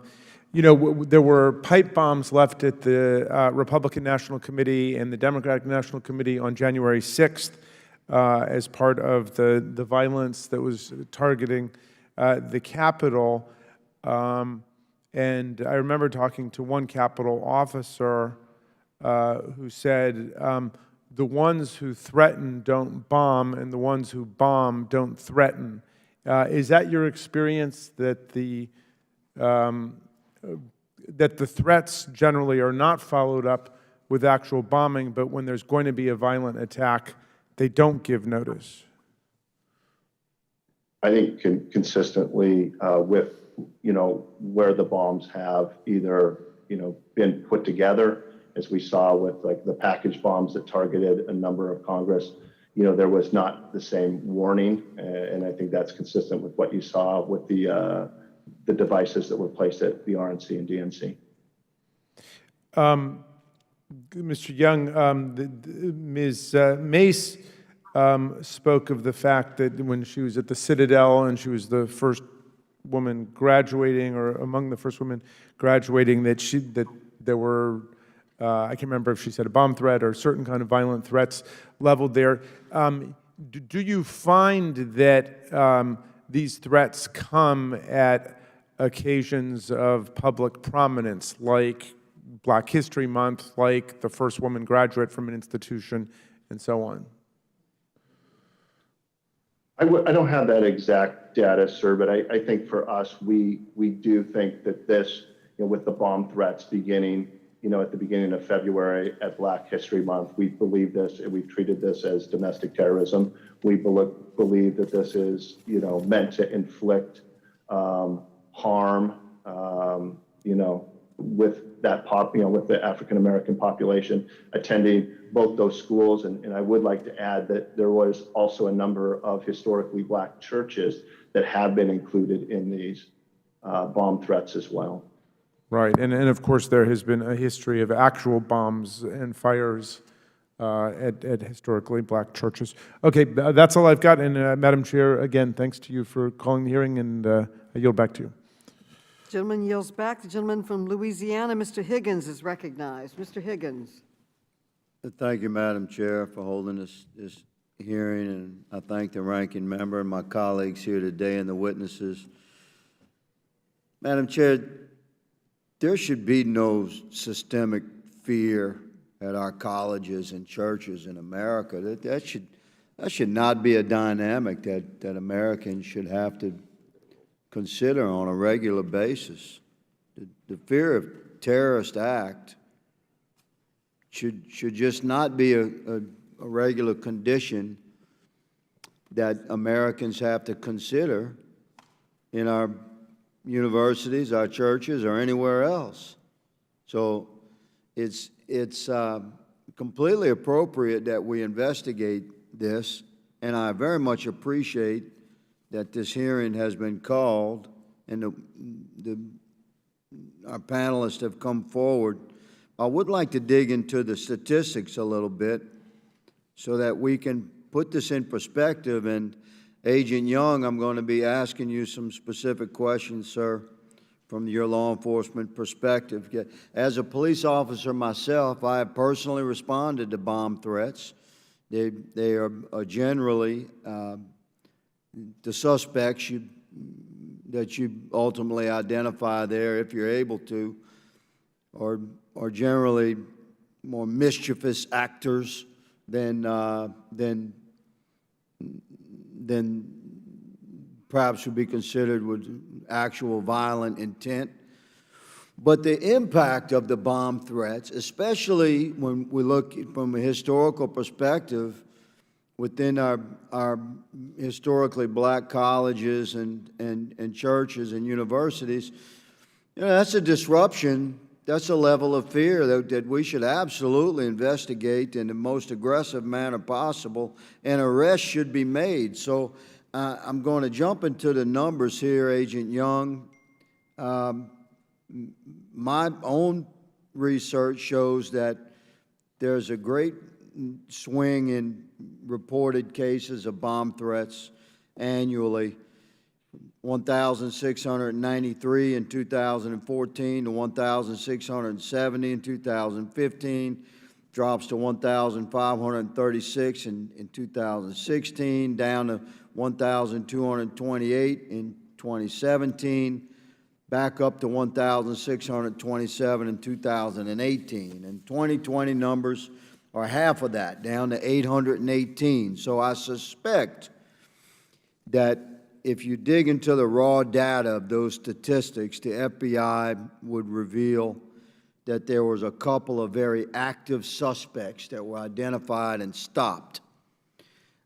So this year, 59 historically Black colleges and universities have been targeted with bomb threats. It's absolutely unacceptable, and this committee is looking for guarantees from the FBI that there's going to be arrests made. Now, you say that you have identified one particular suspect, a juvenile that you believe is responsible for the majority of these threats. Agent young. Is that correct?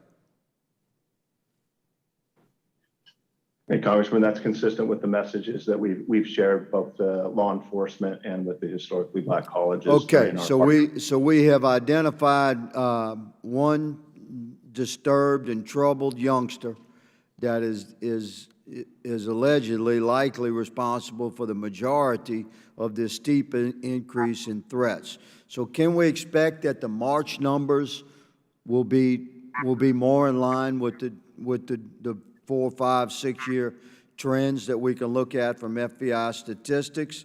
Because that would help America to be reassured that the FBI has responded effectively and professionally. If you've identified a young man, and surely you have interaction with him, which means he's stopped, so can we expect the March numbers to be back in line with regular annual numbers? I can't give you that commitment at this time, sir. I mean, in the end, it's going to be. Has the juvenile suspect been interviewed by the FBI?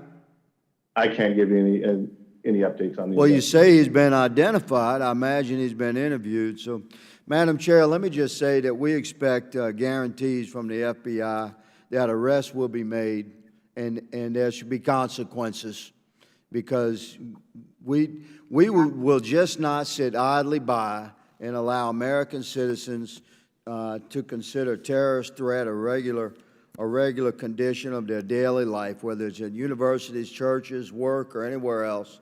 We expect the FBI to perform. Thank you, Madam Chair, for holding this hearing, and I yield. Thank you. The gentleman from Maryland, Mr. Mfume, is recognized. Thank you very much, Madam Chair. Good morning. I want to thank you and the ranking member for convening us on what everybody clearly agrees is a very, very important and timely topic. And my thanks also to Chair Raskin, who chairs the Subcommittee on Civil Rights, and to Mr. Donalds for bringing this matter to the committee's attention immediately, and for Representative Adams, who joins us today as a non-committee member, but someone who has spent her entire life in South Carolina and around the country fighting for and advocating on behalf of historically black colleges and universities. And may I just say also, even though their presence is not noted here on the program, the organizations that have worked to service the historically black colleges and universities through the good times and the bad times are the United Negro College Fund, NAFIO, and the Thurgood Marshall College Fund. We appreciate their work. It's been ongoing and not just evidenced as a result of this issue. And this issue, quite frankly, is one of racial hatred. I mean, I don't know any other way to put that. Hate radio, hate speech, hate crimes, and hate acts have manifested themselves over time, and today have brought us into the convening of this meeting because it is, again, affecting historically black colleges and universities. And I say again because this is not a new phenomenon. But it is racial hatred, and it doesn't bode well with us, and it doesn't say much, I think, about the country that we love. It continues to dominate too many aspects of American life, both at home and sometimes even abroad. And it particularly affects, in this case, a race of people who have suffered, endured, and survived 2 centuries of slavery, oppression, deprivation, degradation, denial, and privilege. And so the fact that we are talking about this says that while we may have come a long, long way, we clearly as a nation have a long, long way to go. I want to say to the students who I hope are still with us that you gave excellent testimonies and should be proud of the way you represented your respective colleges and universities. Most of us, Madam Chair, would have never imagined being asked to give testimony before a congressional committee at the age of 23 or 24. And so I hope for these students that the service that they provide today and have provided will serve as a precursor of what I hope will be a life of service and a life of activism that lies before each of them. They are our best and our brightest, and their testimonies were very much appreciated. Madam Chair, like several other members of this committee have expressed, I too am a graduate of a historically Black college and university. It's Morgan State University, just 40 miles from the Capitol in Baltimore, founded 4 years after Abraham Lincoln signed the Emancipation Proclamation. And for the last 155 years, Morgan State University has been turning out men and women who have contributed to our society like so many other historically Black colleges and universities. In my instance, not only was I a graduate, but after I finished completing my graduate work elsewhere, came back and I have served on the Board of Regents at that university. I've been on that board for over 32 years now. And for the last 10 years, I have actively served as chairman of the Board of Regents. So my view on this, my perch, my perspective is one that I think is close enough to be able to, with some level of assuredness, articulate what I think the issue is here in a way that draws me right back to what I said before. It really is about racial hatred. Dr. David Wilson is the president of Morgan State University. He's given a number of testimonies on panels like this and on the national media network. I would like to have, I'd like to ask with unanimous consent, to have his last official testimony representing this particular issue of these threats that HBCUs entered into the formal record of these proceedings. Without objection. Thank you very much. I'm running out of time, but I wanted to underscore what I said earlier. This is not a new phenomenon. For the last 150, 60 years, Black colleges and universities continue to face an inordinate amount of threats against their operation. And to the extent that this hearing helps to underscore that and publicize it, again, I want to commend you and the other members of this committee for convening us this day, and I yield back any time I have remained. The gentleman yields back, and the gentleman from Pennsylvania, Mr. Keller, is now recognized. Mr. Keller. Thank you, Madam Chair and Ranking Member Comer, and to our witnesses for being here today. Violence on any level is unacceptable. This topic is especially pertinent now as the conflict in Ukraine continues. However, we here in the United States cannot advocate for peace internationally without also addressing violence within our own borders. In many cities across the United States, violent crime rates are at all-time high. Murders increased by 25% in 2020, disproportionately affecting minorities. Black Americans were 8 times more likely to be homicide victims than their white counterparts. Mr. Young, as a member of law enforcement, what effect do you think defunding and decreasing police forces would have on the already high crime rates? I would say we stand with our law enforcement partners. We find them essential to addressing crime. We've seen a number of crimes that have come up over the last couple years. One of those things that we are talking about today, hate crimes. Hate crimes with victims, we have a 55% increase with African-American targeted crimes. I can't say that the problem would get any easier with less law enforcement on the streets. We find them absolutely vital to sharing information, ensuring that we get what is happening in their areas and being able to paint that national threat picture across many of our programs. And so, again, I guess I would just sort of ask, which sectors of our population would experience the greatest impact from these kind of policies?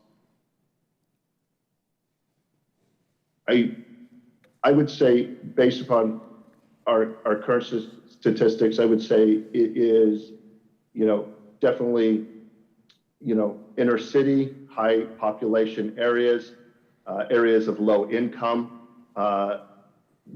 areas with have different minorities, of diaspora communities that may not understand the threat and intimidation that they have their civil rights. And I think this would be a continued challenge. And I think, with hate crimes, we have mandatory federally required reporting, but we do not have that with the state and locals. And we believe that is a gap. The more accurate data we have, the better conclusions and better decisions we can make with our money, our resources, and our engagement with our law enforcement partners. So basically, it would be those sectors of our country, those people those that have advocated for defunding police and so on, it would be those people they profess to care so much about. I guess I just want to go on to the next thing. Threats against any American should not be tolerated, but threats against our students are especially intolerable. Schools should be an environment in which students can grow, learn, and develop their skills, not one that they learn to fear. Mr. Hagland, what can Congress do to ensure the safety of our students across all sectors, including historically black colleges and universities? Thank you, Congressman. So immediately following the latest round of threats that we've seen, the CISA Regional Field Force prioritized this effort and began a direct engagement with the HBCUs. To date, all the HBCUs have been directly contacted. 55 have responded with a specific interest in the resources that the Office for Bombing Prevention can provide. We've scheduled 6 courses already. As I mentioned in my opening comments, this Saturday, we have the training event scheduled with the Atlanta University Center Consortium. And so we've received a tremendous amount of interest in these resources. And so the resources exist. Obviously, we're surging right now to meet this demand. But I think the biggest thing that we can do, that you can help us with, that our communities can do, is elevate the awareness that these resources exist, they're readily available, and to please put them into use. These are valuable resources that can be used to elevate preparedness, to build the strength and resilience that you've heard from these students, and help support them in dealing with this threat. Thank you. I appreciate that, and I yield back. The gentleman yields back. The gentlelady from Michigan, Ms. Tlaib, is recognized for 5 minutes, or as much time as she may need. Thank you so much, Chairwoman. I really appreciate this hearing. You know, we are only 76 days into 2022, and yet in these 2.5 months, we, of course, have heard that 36 of our amazing historically black colleges and universities have received bomb threats. 18 of those, as we all know, came on the first day of Black History Month. There is no explanation for this other than racist desire to terrorize black communities across our country. I know the people in my district know this sort of violence and hate all too well. Many of my neighbors and residents are lifelong fighters in our collective struggle for equity, respect, and peace in our country. The dates may have changed, but the tactics and the racist hate remain the same. So now, Mr. Young, I understand you cannot answer questions about ongoing investigations into the current bomb threats, but I do hope that you may have some answers for the American people. One question I do have, and I know, again, I hope that you do understand this, and I will be contacting the Department of Justice in regards to some of these issues, but how many different federal criminal statutes exist right now that covers federal crimes of terrorism? I'd have to get you those different. From what I know, Mr. Young, it's about 57 different federal criminal statutes. 51 of them apply to cases the federal government designates domestic terrorism. I know Congress already codified the definition of domestic terrorism in federal criminal law in 2001. I just hope we're actually having the will and the courage to enforce it.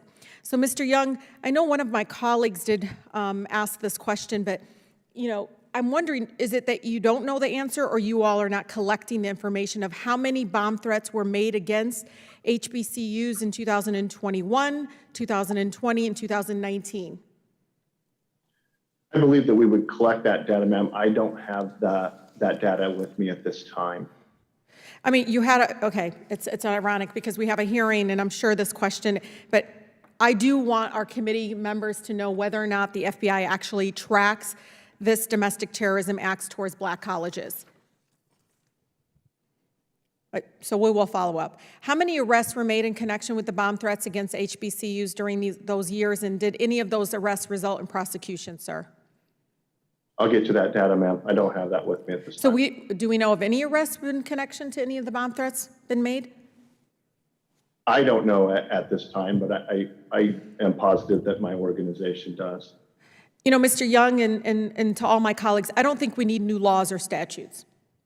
What we do need is a will and political courage to take this crisis in our country very seriously. It isn't just protecting our historical Black colleges, y'all.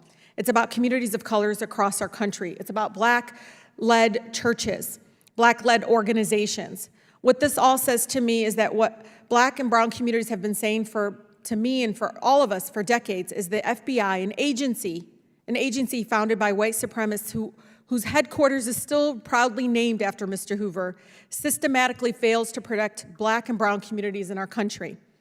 The FBI clearly has a troubled history of failing Black and brown Americans, and it is time that we all work together to change it. After all, if as the FBI's failure to pay attention to this issue suggests, our government is indeed failing to arrest people and prosecute them for making bomb threats against HBCUs, violent racists are effectively being given right now, because we're not doing this, the green light to continue to terrorize my Black neighbors because our government has failed to adequately address this issue. And Madam Chair, I want to urge the FBI and our committee to urge the FBI and Department of Justice to take this extremely seriously and use current laws that exist to investigate and prosecute these threats, so similar extremists are not emboldened to continue terrorizing Black communities. It may be colleges today, but tomorrow the same violent criminal will go to our local Black churches. We've seen it already. Again, thank you so much for this important hearing. Thank you, and I yield back. Thank you so much. The gentlelady from South Carolina, Ms. Mace, is recognized for 5 minutes.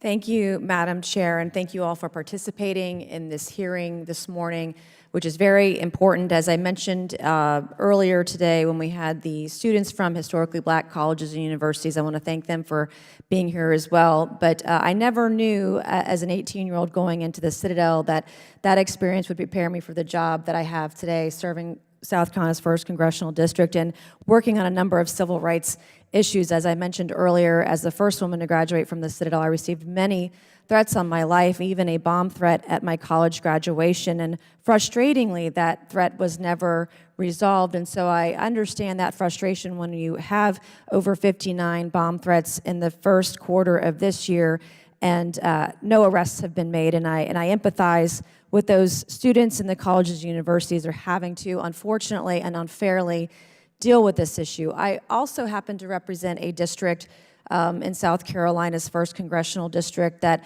unfortunately and devastatingly has dealt with some of these issues that we're broaching today, including 6.5 years ago, almost 7 years ago, when a white supremacist came to Charleston, South Carolina and murdered 9 Black church members. I also represent an area where Walter Scott was murdered, and also more recently, just over a year ago, I represent the family of Jamal Sutherland, who was tased to death in his jail cell for missing a bond hearing that he had no constitutional requirement to attend. And so the work that I've done on the Civil Rights Subcommittee on Oversight has been very meaningful and important work, and I want to thank those from the federal agencies and the students who are here today to answer some of our questions. I wish we had more data on the increase of threats at HBCUs. It sounds like we don't have that. It sounds like members from both sides of the aisle would like to request that information because I would like to know more on the violent crime statistics, how they have increased during COVID-19, the kinds of threats. But I also would like to know the percentage of threats that have been solved based on these investigations. And so one of the questions I had for Assistant Director Young today is, from a law enforcement perspective with these threats at HBCUs, whether it's the FBI or not, can you speak to what resources may or may not have been deployed across the campuses when these threats have been happening? What has been done to help communicate these threats clearly to students and the campuses? How did the FBI respond? I'd like to hear a little bit more about that, please. Thank you, Congresswoman. Based upon the different situations and when they came in and when those reports came to us of the different threats, most of them, as I said, came through telephone, some came through email, some came through my question is, how did the FBI respond? How did local law enforcement respond to these campuses, to students, the administrative officials at these colleges and universities when these threats happened? So we engage with our local law enforcement in those areas respond. Our members of our Joint Terrorism Task Force respond. Our bomb technicians respond. Our evidence response team responds. personnel that can look at doing legal process for potentially subpoenas, because these are threat to life situations.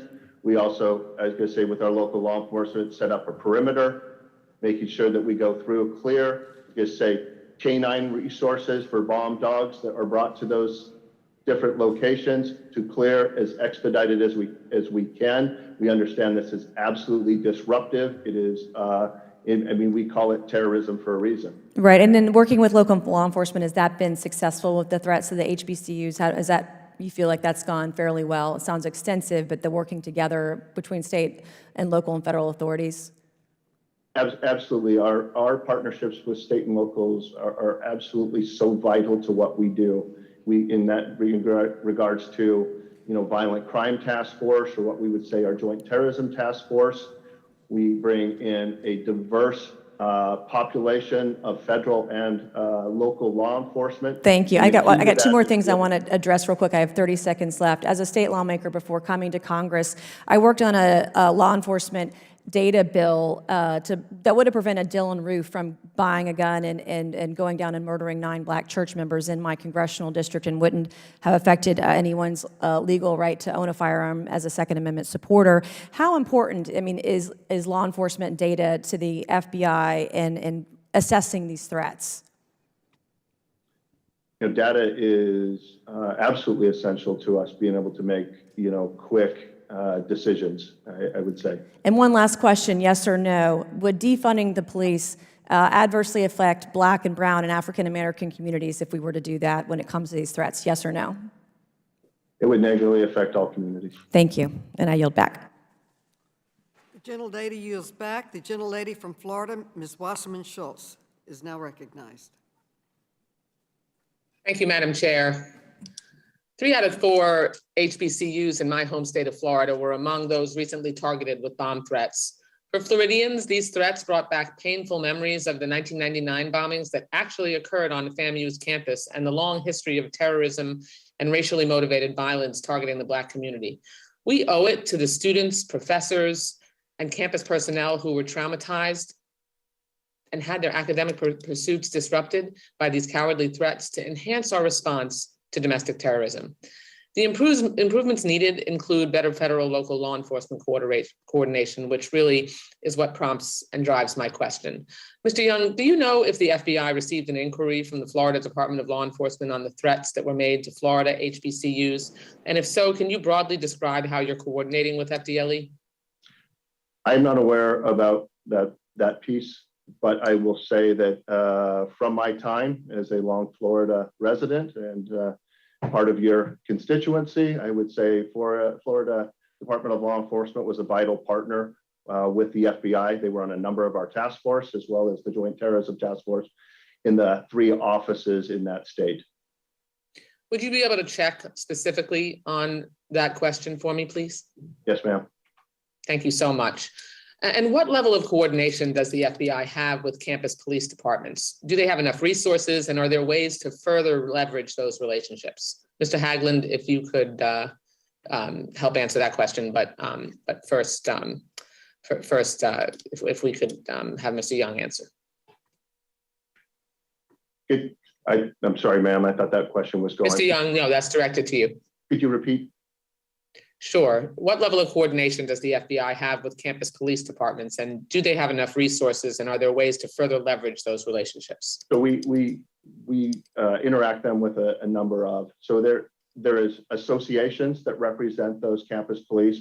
We get them as members of our Joint Terrorism Task Force that we engage with them at the working levels.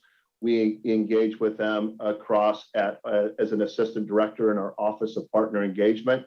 We do a lot of coordination with those associations, sharing intelligence, ensuring anytime there is a threat that's national, we make sure to put those products out broadly so that they can protect campuses and institutions. So we hit them at all levels, ma'am. Okay, and Mr. Hagland, I actually have a different question for you. I understand that DHS is now working directly with HBCUs to improve their security procedures. And Florida A&M University, for example, is actively working with DHS to enhance safety and security on campus, including conducting threat assessments, training, and outreach. What other actions can HBCUs take if they want to have a proactive approach in preparation for potential threats? So the way our resources are structured in the Office for Bombing Prevention are to make them as widely accessible as possible and to meet the needs of everyone from administrators, security professionals, down to everyday citizens and students. And so if you look across the spectrum of the resources that we offer, some are very basic awareness type products, a card that you can keep by your phone to annotate certain types of activity in terms of recording a bomb threat where we could help law enforcement in their investigation. There are short videos that are available online. We have web-based classes. We have virtual instructor-led webinar courses that we deliver. All the way up to the most complex are those instructor-led courses that can be delivered on site. All those resources are delivered free of charge. So we do have a pretty wide range of spectrum that ranges all the way from the very technical to security professionals down to that more information awareness type. Okay, well, coordinating with them and communicating with them to make sure they're aware of that would be incredibly helpful. Lastly, a signature event in my state is the Florida Classic, the annual game between Bethune-Cookman University and FAMU that stands as the largest Black football game in the nation. But the Classic is more than a historic rivalry between the Rattlers and the Wildcats. It's a national family and friend reunion that celebrates culture and showcases amazing bands. It's drawn millions, literally, from around the nation to Central Florida. What unique security challenges arise with these types of large, high-profile events? And what resources can DHS bring to the table to help ensure people continue to feel safe attending the Florida Classic? Because I can't stress how important that is for this marquee event in our state. Mr. Haglund? Sure, certainly. So through our regional staff, we have the ability to support special events exactly like that. And it could be things from the Super Bowl across the spectrum to smaller SEER-rated events at the local level. So I would suggest that through that regional staff, they have the opportunity to provide vulnerability assessments, to look at specific facilities and match the needed resources that aren't maybe exclusive to the Office for Bombing Prevention, but cover a wider range of threats. And so through that process, through the engagement with the CISA regional staff, they can match those particular event, the event directors with the right resources to support the preparedness and planning efforts for those events. Thank you. Interagency coordination and information sharing with local law enforcement are crucial to addressing hate crimes and extremist threats. Thank you, Madam Chair, for this important hearing. Thank you. And the gentleman from Kansas, Mr. LaTurner, is recognized for 5 minutes. Thank you, Madam Chairwoman. Very quickly, before I begin with my questioning, I just want to note I have a young lady from Kansas, Alexa Marshall, shadowing me today. So glad to have her. And it's spring break. So all 4 of Suzanne and my children are here. And the youngest is with me this morning, Gus. He has been policing very militantly those not wearing green today. I'm glad to see most in this room look safe. So I just wanted to welcome them and appreciate your indulgence. Thank you for this inclusion. Absolutely. Mr. Haglund, in your testimony, you talked about the administration's national strategy for countering domestic terrorism and how it will improve the federal government's prevention of and response to domestic terrorism. Can you explain the specific ways that this new strategy improves the United States' response to domestic terrorism incidents? Congressman, so I'll speak specifically to our role in the Office for Bombing Prevention and would be happy to get back with you with a broader DHS answer. Within the Office for Bombing Prevention, we focus specifically on that space that allows us to target preventing bombing attacks, protecting against, mitigating the consequences of, and then responding to those types of events. And so, as I mentioned before, we do have a fairly broad spectrum of training offerings that we provide. We provide just right around 700 courses per year to 22,000 students. And so we have a pretty high capacity to support counter-IED preparedness in that perspective. Across some of the other functionalities in our office, we host the Tripwire information sharing website. That is a fantastic resource for us to share critical information that's distilled down to a non-law enforcement sensitive level with our partners so they can maintain situational awareness of the threat. I would say between our Tripwire website, our courses, probably the best resource for people to reach out to is the CISA.gov/OBP site. That's really a one-stop source to access all of those resources that I've mentioned. And so that's specifically what we do in that counter-IED space. Mr. Hagelin, I also serve on the Homeland Security Committee, where I've had the opportunity to interact with Director Easterly and discuss cybersecurity issues affecting my district specifically. When she was testifying before the committee in November, I spoke about a business in my district which was the target of a ransomware attack. The cost of halted operations, lost revenue, and the ransom, which they did pay, was a huge burden on that business. Compared to events like these, where the impact is more easily identifiable by looking at a business's ledgers, how can determinations be made regarding the economic impact of a bomb threat to a university? Congressman, I appreciate the question. I think that would vary widely depending on the nature of the bomb threat, how the response was conducted. I would be happy to circle back with a more definitive answer, but generally I would say the economic impact can vary widely depending on how the bomb threat plan is executed at a facility, the scope of any impact to any curtailment of operations, and things of that nature. So I would say it would vary significantly. Dr. Cooper, you mentioned in your testimony that you are working with HBCUs to identify specific needs as a result of the current environment, referring to the increased threats. What feedback have you received from these educational institutions on what their needs are at this time? Yes, thank you for your question. So we have heard consistently that there is a need for mental health supports for their students and their staff, as well as the need to shore up their infrastructure related to security and things of that nature. And so those are the main things that we're hearing, that the security system is outdated and needs to be modernized, and these ongoing threats have shown have shown us that there is a vulnerability there.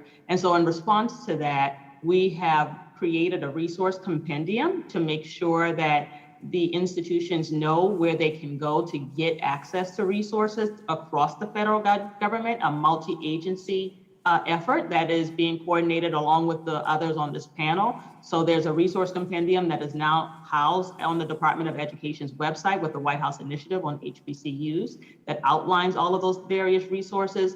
And we also are providing Project Serve grants, which are small one-time grants that can help to restore the learning environment. And those funds could be used to help with some things such as crisis counselors. Thank you. Really quickly, Assistant Director Young, how can we improve the state and local partnership with federal agencies like the FBI to better address these types of threats? I would say, participating in the different task force, going to quarterly threat briefings, making sure that you are engaged with the FBI, and because we share a lot of intel, we share it at the lowest level, so we can make sure that it can go wide across the different departments and municipalities. But engagement with all the federal agencies is vital at mitigating these threats. Thank you, and thank you, Madam Chairwoman. I yield back. Thank you very much. Ms. Kelly from Illinois is recognized. Thank you, Madam Chair. Mr. Hagelin, the Office for Bombing Prevention was established in response to terrorist events such as the Oklahoma City bombing. The Bombing Prevention Act of 2022, which would formally authorize your office, was favorably reported by the House Homeland Security Committee 2 weeks ago. One provision of the act directs the Office for Bombing Prevention to provide, and I quote, training, guidance, assessments, and planning assistance to the public and private sector to help counter the risk of terrorist explosive threats. How does your office coordinate with HBCUs to plan for and help counter bomb threats? Thank you, Congresswoman. And we are aware of that Bombing Prevention Act, and certainly look forward to reviewing that in deeper detail. In terms of our engagement with the HBCUs to prepare for and prevent these types of attacks, I think, as I mentioned, we have a very robust field presence through the CISA architecture. And so we have the opportunity through those field forces to engage at that local level. And they represent a wide range of interests that include physical security as well as cybersecurity subject matter expertise when they engage with these HBCUs. And so in terms of preparing for a bomb threat, certainly they have full access to all of the resources that we have in the Office for Bombing Prevention. And they're really the conduit between our headquarters programs and delivery in the field.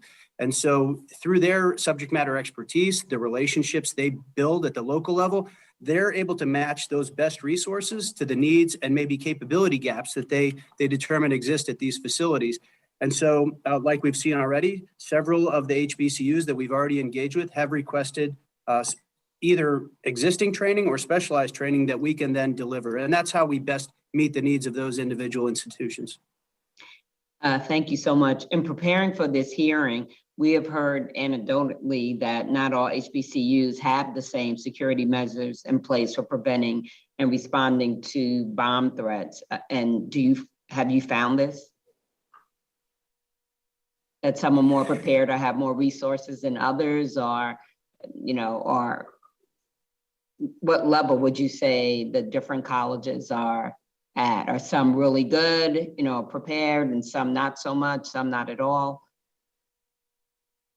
So Congresswoman, I think as you would expect, there is a range. I don't have a definitive scope for those, but what we are doing is through this series of engagements that we have coming up over the next several weeks, that will give us an opportunity to make some observations and gather some lessons learned that might shed additional light on that specific question. And then will you give those colleges and universities that feedback? Once you find exactly, out. and that's our best opportunity then to match those resources where we see where there might be a capability gap or lack of resources. The FBI recently reported that bomb threats are occurring at an unprecedented rate in 2022 with at least 57 organizations, including, as was mentioned before, houses of worship and HBCUs being targeted. Mr. Young, what can you tell us about the increase in bomb threats this year and the types of entities being targeted? And why you think that is, is there anything more beside racial targeting? I was going to say, there is, a myriad of reasons why, people look to inflict terror on different locations, in regards to what we've seen based upon those messages for the historically Black colleges and universities, as well as those places of worship. Those were absolute hate crimes, and they were targeted at that community to inflict fear. And it is our full intention to bring those subjects to justice. Now, I have another question. I don't have any historically Black colleges in my district or frankly in Illinois, but we have minority serving institutions such as predominantly Black institutions. Are they also being targeted, or predominantly, we have minority serving Black, minority serving Latinx? What about those institutions? Like I say, so we've, in regards to this matter, we've had 59. Some hit other, other facilities that were, tied to historically Black, areas. In regards, like I say, going back, is we're always concerned with minorities and, communities of color being targeted. Well, I have like Chicago State University. I know my time is running out, but I just hope they're getting that, attention also. Thank you so much to all the witnesses. Thank you. The gentleman from Georgia, Mr. Clyde, is now recognized for 5 minutes. Thank you, Madam Chair. The opportunity to seek higher education in our country is a treasured experience that has existed in America even before our nation's founding. Our founding fathers and even those that came before them took great pride and often promoted education in America. These institutions of higher learning should be places in which students seek to increase their knowledge through peaceful discourse and engagement in the curriculum of their choice, and any legitimate security threat to that environment must be taken seriously by a school's administration and our law enforcement apparatus. All people are made in the image of God, and all life is precious and should be cherished.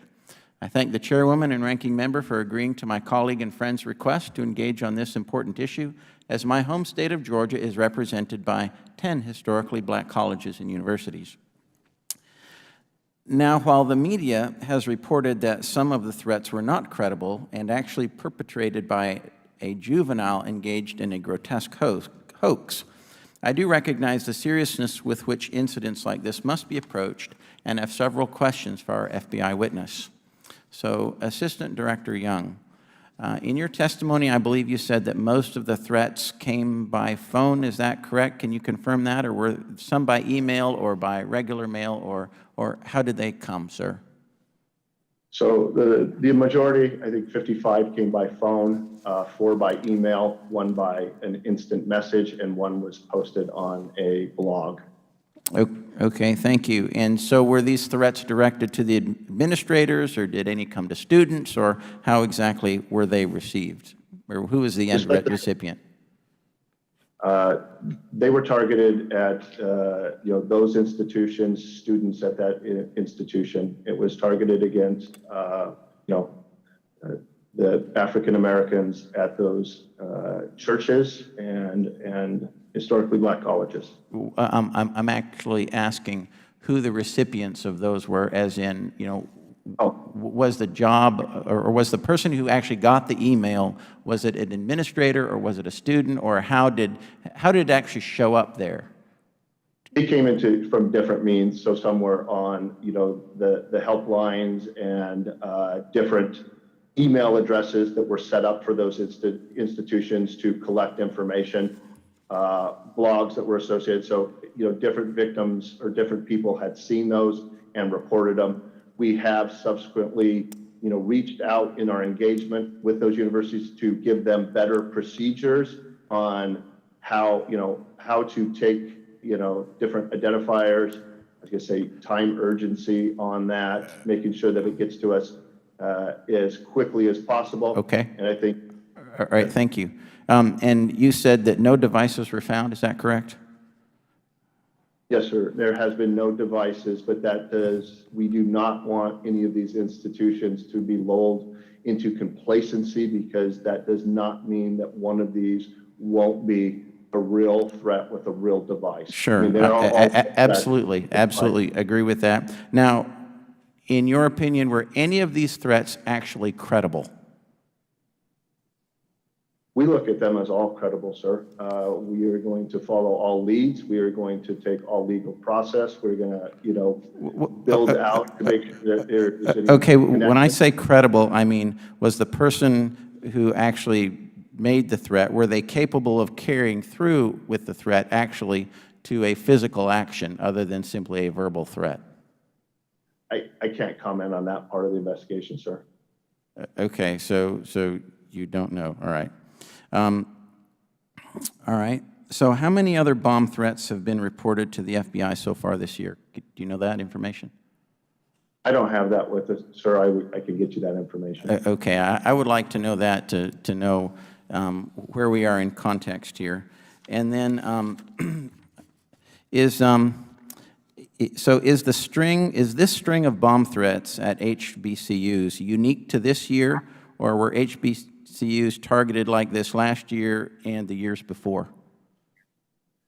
I don't know about these specific institutions. I think when we look at our hate crime statistics, that our numbers have gone up with the African American community. So for HBCUs, we've had this kind of bomb threats last year and the year before. Is that what you're telling me? No, that's not what I'm saying, sir. I would say that there are different communities of color, different institutions that have consistently been a target of terror, and we, is going to say, investigate those as acts of terror. Okay, but this is the first year where we've seen this kind of activity against HBCUs. Is that your testimony? I would say this is the first time we've seen a situation where the event started at the beginning of February, which is Black History Month. In these numbers, in that coordinated effort, and in going to what we think the connected ones are with potential copycats, that's where we would probably differentiate. Okay, well, thank you very much. I appreciate your testimony. And just to note that when you have an increase in crime and people are not punished for it, then you have an increase in all sorts of crime. And thank you. And I yield back.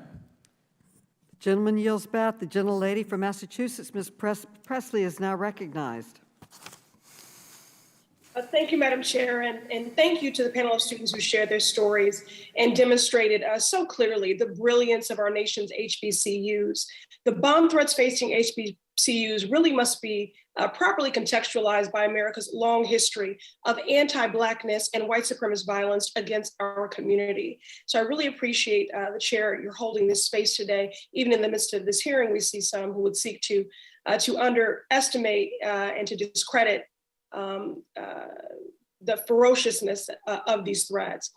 For generations, there have been many seeking to intimidate and terrorize Black folks, and they've intentionally targeted pillars in our communities across the country, from the reoccurring attacks on our Black churches, including the bombing of the 16th Street Baptist Church that killed 4 little Black girls in 1963 in Alabama, to the predominantly Black churches set ablaze by white men in my home state of the Commonwealth of Massachusetts mere hours after the election victory of President Barack Obama.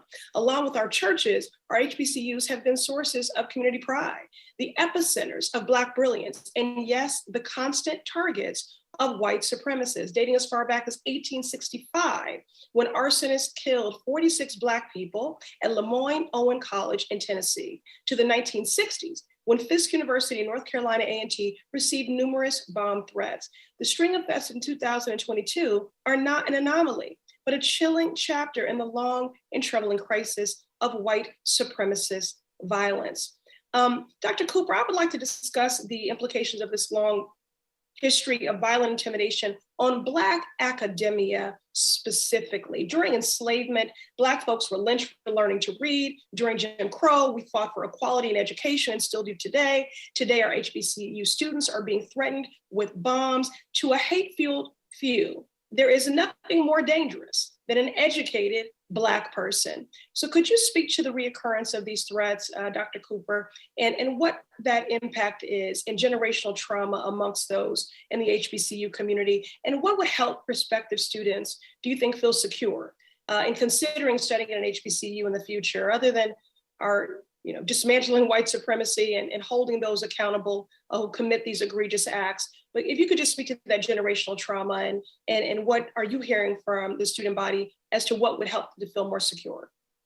Thank you for your question. Certainly, we recognize that the current events have to be considered within the current and historical context of race-based violence.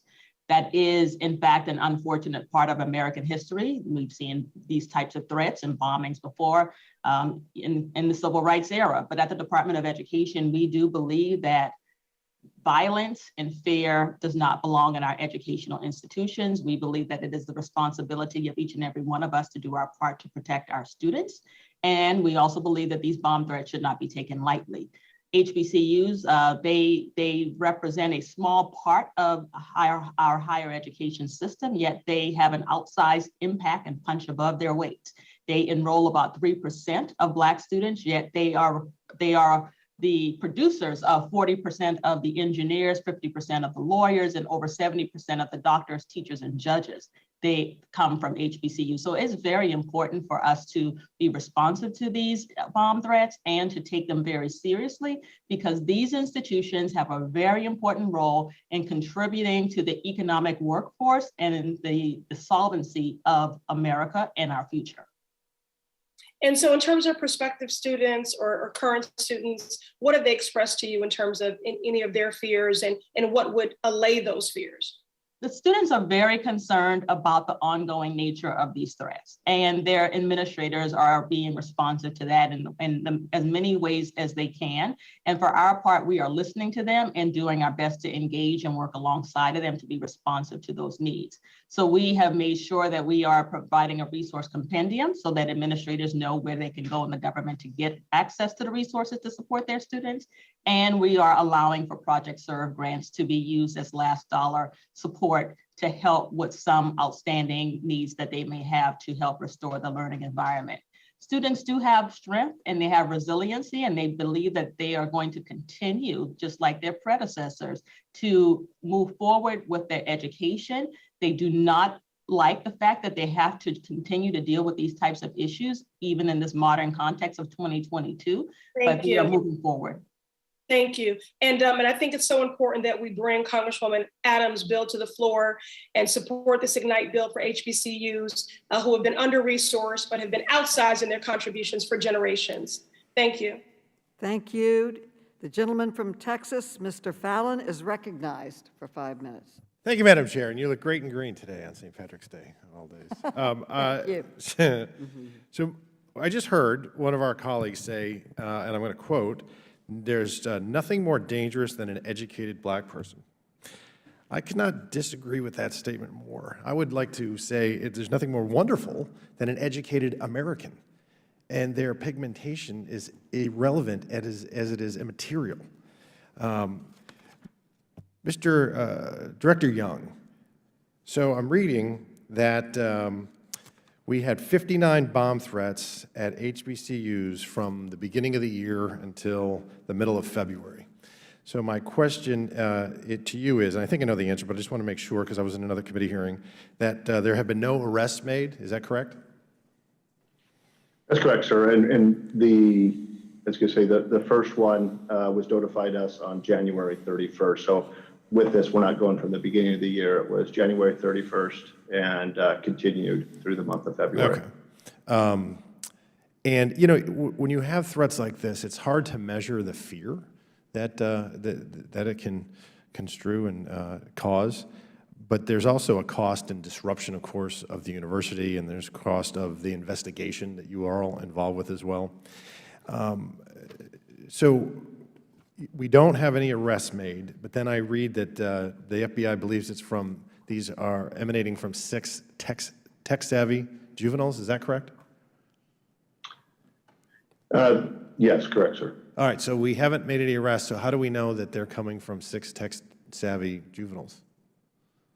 Some of them come from encrypted platforms, and so it's been, challenges with attribution. So how would we know the ages of the people, the perpetrators, if we don't know who they are? I can't go too much more into the investigation, sir, but that's let you understand that this is a high priority. We're utilizing not only our counterterrorism resources, and those are the Joint Terrorism Task Force, but folks with our Operational Technology Division to help with some of the complications with, the technical issues, as well as our Weapons of Mass Destruction Division, and as well as some of our efforts with cyber. So we don't know who they are, but we know they're juveniles, and then how do we know what their motivations are if we don't know who they are? But I'm confused. Like I said, I'm not going to go too much into the investigation, sir, but based upon the statements that were made, that were received by those divisions, they were what we would call racially motivated. Right, from the statements, but we don't know who it is yet. So, because I've just seen this before where some of them are actually, not only to the point of credible, but they're folks that certainly had a racial motivation, and then there's some false flags as well. What I want to ask, Director, if you know, what are the penalties for something like this? Let's say we get a conviction, somebody called in a bomb threat. Is there a difference in the penalties if it was genuinely motivated by hate or if it was just somebody that wanted to get out of taking a test? Or are they the same? Because I think they should be the same.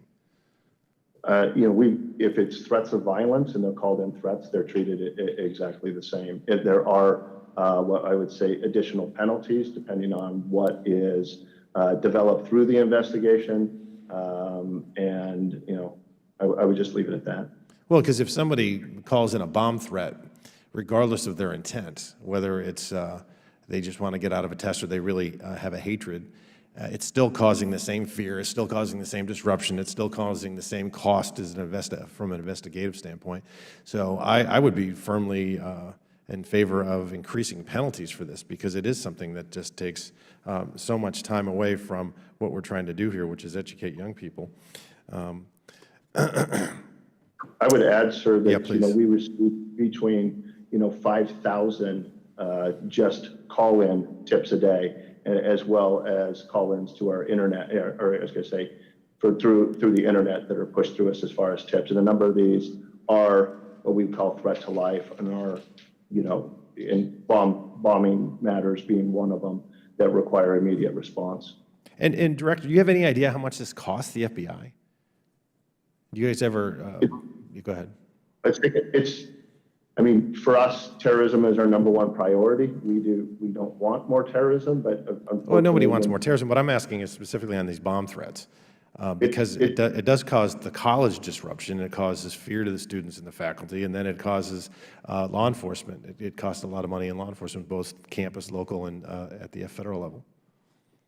Yeah, it takes significant resources across all levels, sir, and we send out our subject matter experts in regards to evidence, in regards to bomb technicians. So yes, it takes a significant amount of resources across law enforcement, as well as the disruption. Thank you. I know I'm over in time. I'd just love to be able to quantify that at some point. Thank you. Thank you. I yield back. The gentleman yields back. The gentlewoman from Ohio, Ms. Brown, is now recognized for her questions. Thank you, Chairwoman Maloney and Ranking Member Comer, for holding this very important hearing. I appreciate the student leaders who shared their experiences and thank this panel for being here with us today. I'd also like to just reiterate and associate myself with Congresswoman Presley's comments regarding the statement that she made, which was hate-fueled people are fearful of educated Black person. And if that weren't true, there wouldn't be lynchings for people who were reading or fighting for equal rights. So I just want to make that distinction for my other colleague. And the string of recent bomb threats against HBCUs are also cowardly, hate-fueled, and despicable acts of terror. These bomb threats are not just threats to the physical safety of HBCUs and their students, they are also attacks on the mental health and well-being of those, the students, the faculty, and the staff. So Dr. Cooper, targeting HBCUs, especially at the beginning of Black History Month, is nothing short of despicable. Can you speak to how these bomb threats against HBCUs, especially during Black History Month, might have affected the mental health of the students? I'm happy to answer your question. Thank you. So as you said, there were certainly a number of these that occurred during Black History Month, and they've continued to occur as recently as this week. And we did a campus visit. We did several campus visits. One was to Tennessee State University and another was to North Carolina Central.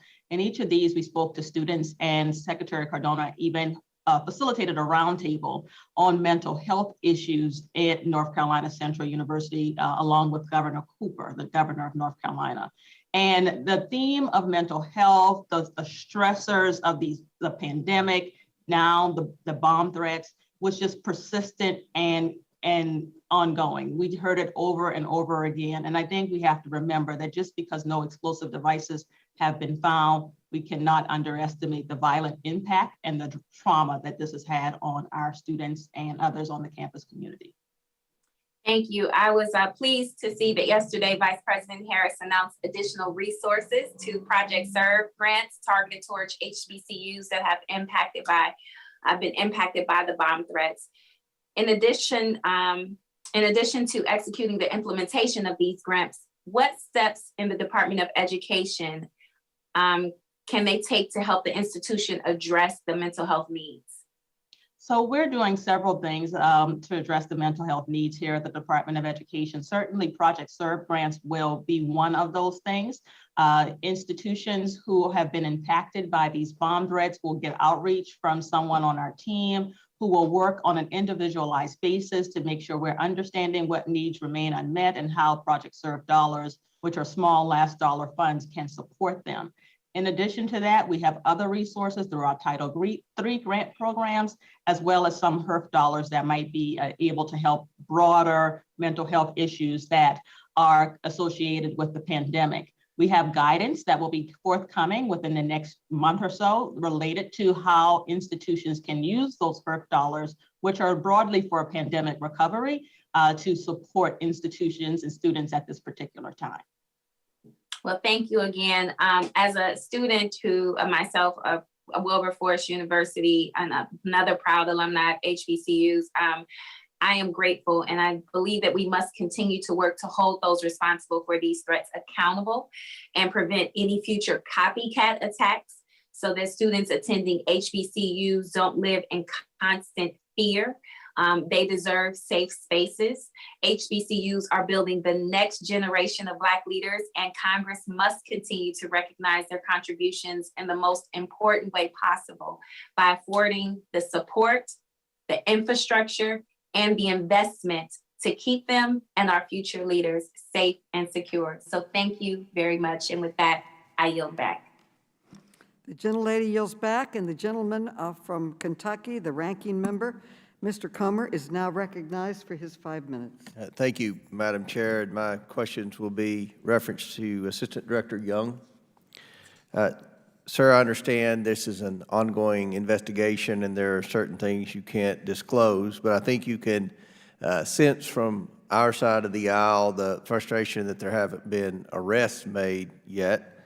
I understand that you all have identified, the FBI has identified persons of interest in the case. Could you say how many different people are involved in these bomb threats? Is it primarily one or two, or is there dozens? Can you say how many persons of interest you have identified in these cases? For a number of them, we have it, tied to around 6 individuals, with one being a little bit more specific. After that, it gets a little bit more complicated, and I'd like to, just with the ongoing investigation, just leave it at that. What's the FBI doing through its task forces to ensure that copycats don't surface, and what are you doing to protect historically Black colleges from those who threaten violence like what we've talked about today? I think that they need to understand that we take these things very seriously, and our intention is to bring these things, these individuals to justice, and with justice should hopefully mitigate future people that think that they can intimidate and discriminate against, these populations of color. So it's my understanding that some of these individuals are using sophisticated cyber technologies to mask their identities and make the bomb threats. Can you tell the committee what the FBI is doing to make sure it stays one step ahead of criminals who use sophisticated technology to threaten violence? Yeah, it is a constant, what we call digital literacy, making sure that we are training our workforce at all levels to understand, so that when we get to some of these more critical or what I'd say difficult situations, that we get to the subject matter experts. What I would say, one of the things that we do in our operational technology division is we procure different technologies to test it, so that we understand, so that when it is used against us, we understand the mechanisms, what we need to do to defeat it. I would also say that we coordinate across our intelligence community. So when other new technologies come about, we are looking to level set, have a great understanding. We also coordinate with foreign partners to make sure that what other technologies that is being put together by foreign adversaries or foreign governments, that if it is utilized or used to influence or inflict harm to U.S. citizens, that we can recognize that and understand how to place attribution and bring those individuals to justice should they conduct criminal activity. Let me go back to the persons of interest. What's the FBI doing to ensure that those persons of interest don't make other bomb threats to disrupt other universities? I would say we've conducted an aggressive investigation. I think, without devolving any other information, that I think individuals know that they are under the scope of an investigation, and I was going to say mitigating future activity. Well, let me conclude by saying this. We strongly hope to read very soon that you all have made an arrest or arrest with these suspects, because it just seems like there's a pattern all across America to not make as many arrests. This criminal justice reform, which are aspects that I support, but it seems like there's been a lot of increased or decreased arrests, decreased prosecutions. We've seen countless criminals released early in the form of COVID or in the name of criminal justice reform. I know there's a lot of people that have referenced mental health. You know, we had a situation in Louisville, Kentucky, where one of the leading candidates for mayor had an assassination attempt by him in broad daylight. And less than 2 hours later, the suspect was apprehended, and less than 2 hours after that was released. And advocates were claiming mental health issues. So, you know, I don't know what's going on here. This is serious. I understand the FBI is taking this very seriously, but we certainly hope that there are some arrests made and some people held accountable for these acts of violence. Madam Chair, I yield back. The gentleman yields back. The gentleman from Maryland, Mr. Sarbanes, is recognized for 5 minutes. Thank you, Madam Chair. Count me a little bit perplexed by the last 45 seconds of what we just heard from our colleague across the aisle. But I want to thank you for this hearing. Obviously, last week, the House stood strongly in condemning the recent threats of violence against many HBCUs, including Morgan State, Bowie State, and Coppin State universities in the state of Maryland. I'm glad that we're examining how to better support these institutions and their students with this hearing today. As we all know, HBCUs were created in response to the long, unjust history of Black Americans too often being denied admission to institutions of higher educations across our country. Today, the HBCUs continue to offer a quality education for millions of students, including large shares of low-income and first-generation college students. Dr. Cooper, according to your testimony, approximately 60% of HBCU students rely on Pell Grants, while many others rely on other forms of need-based financial aid. I was pleased that the omnibus legislation passed last week included a $400 increase in the maximum Pell Grant award, but I think we can go further than that. Many of us have advocated to go further than that. Could you just talk about how the recent increase in the federal Pell Grant will impact the educational opportunity and economic security of HBCU students? I'm happy to talk about that. Certainly college affordability is a very important issue, one that we take very seriously. And as we know, we need to be increasing the number of students who are enrolling and completing in our colleges. And to do that and do that well, we need to make sure that college is affordable. And so the Pell Grant increase of $400 is the first in over a decade, the highest in over a decade, I should say, is really going to be very advantageous to students at HBCUs, where well over the vast majority of those students rely on those grants to enroll and persist in completing their degrees. Thanks very much. We also know that the chronic underfunding has forced public HBCUs to rely more heavily on federal, state, and local funding than their non-HBCU counterparts. Again, I'm pleased that the recently passed omnibus included historic investments in HBCUs, but the recent threats of violence have made it clear that more is needed to ensure these institutions have the necessary resources to create not only high quality learning environments, but also safe environments. Dr. Cooper, again to you, how is the Department of Education working to provide additional resources? You've touched on this a little bit, but maybe you could offer some further perspective. Additional resources to HBCUs in the wake of recent violence, and what more can we do here in Congress to support those efforts? Sure. So I think you're absolutely correct when you say that the threats have certainly exposed a long-standing funding inequity. These institutions have been the recipients of historic underfunding on so many different fronts, and that has contributed to the infrastructure vulnerabilities that we are contending with given some of these bomb threats.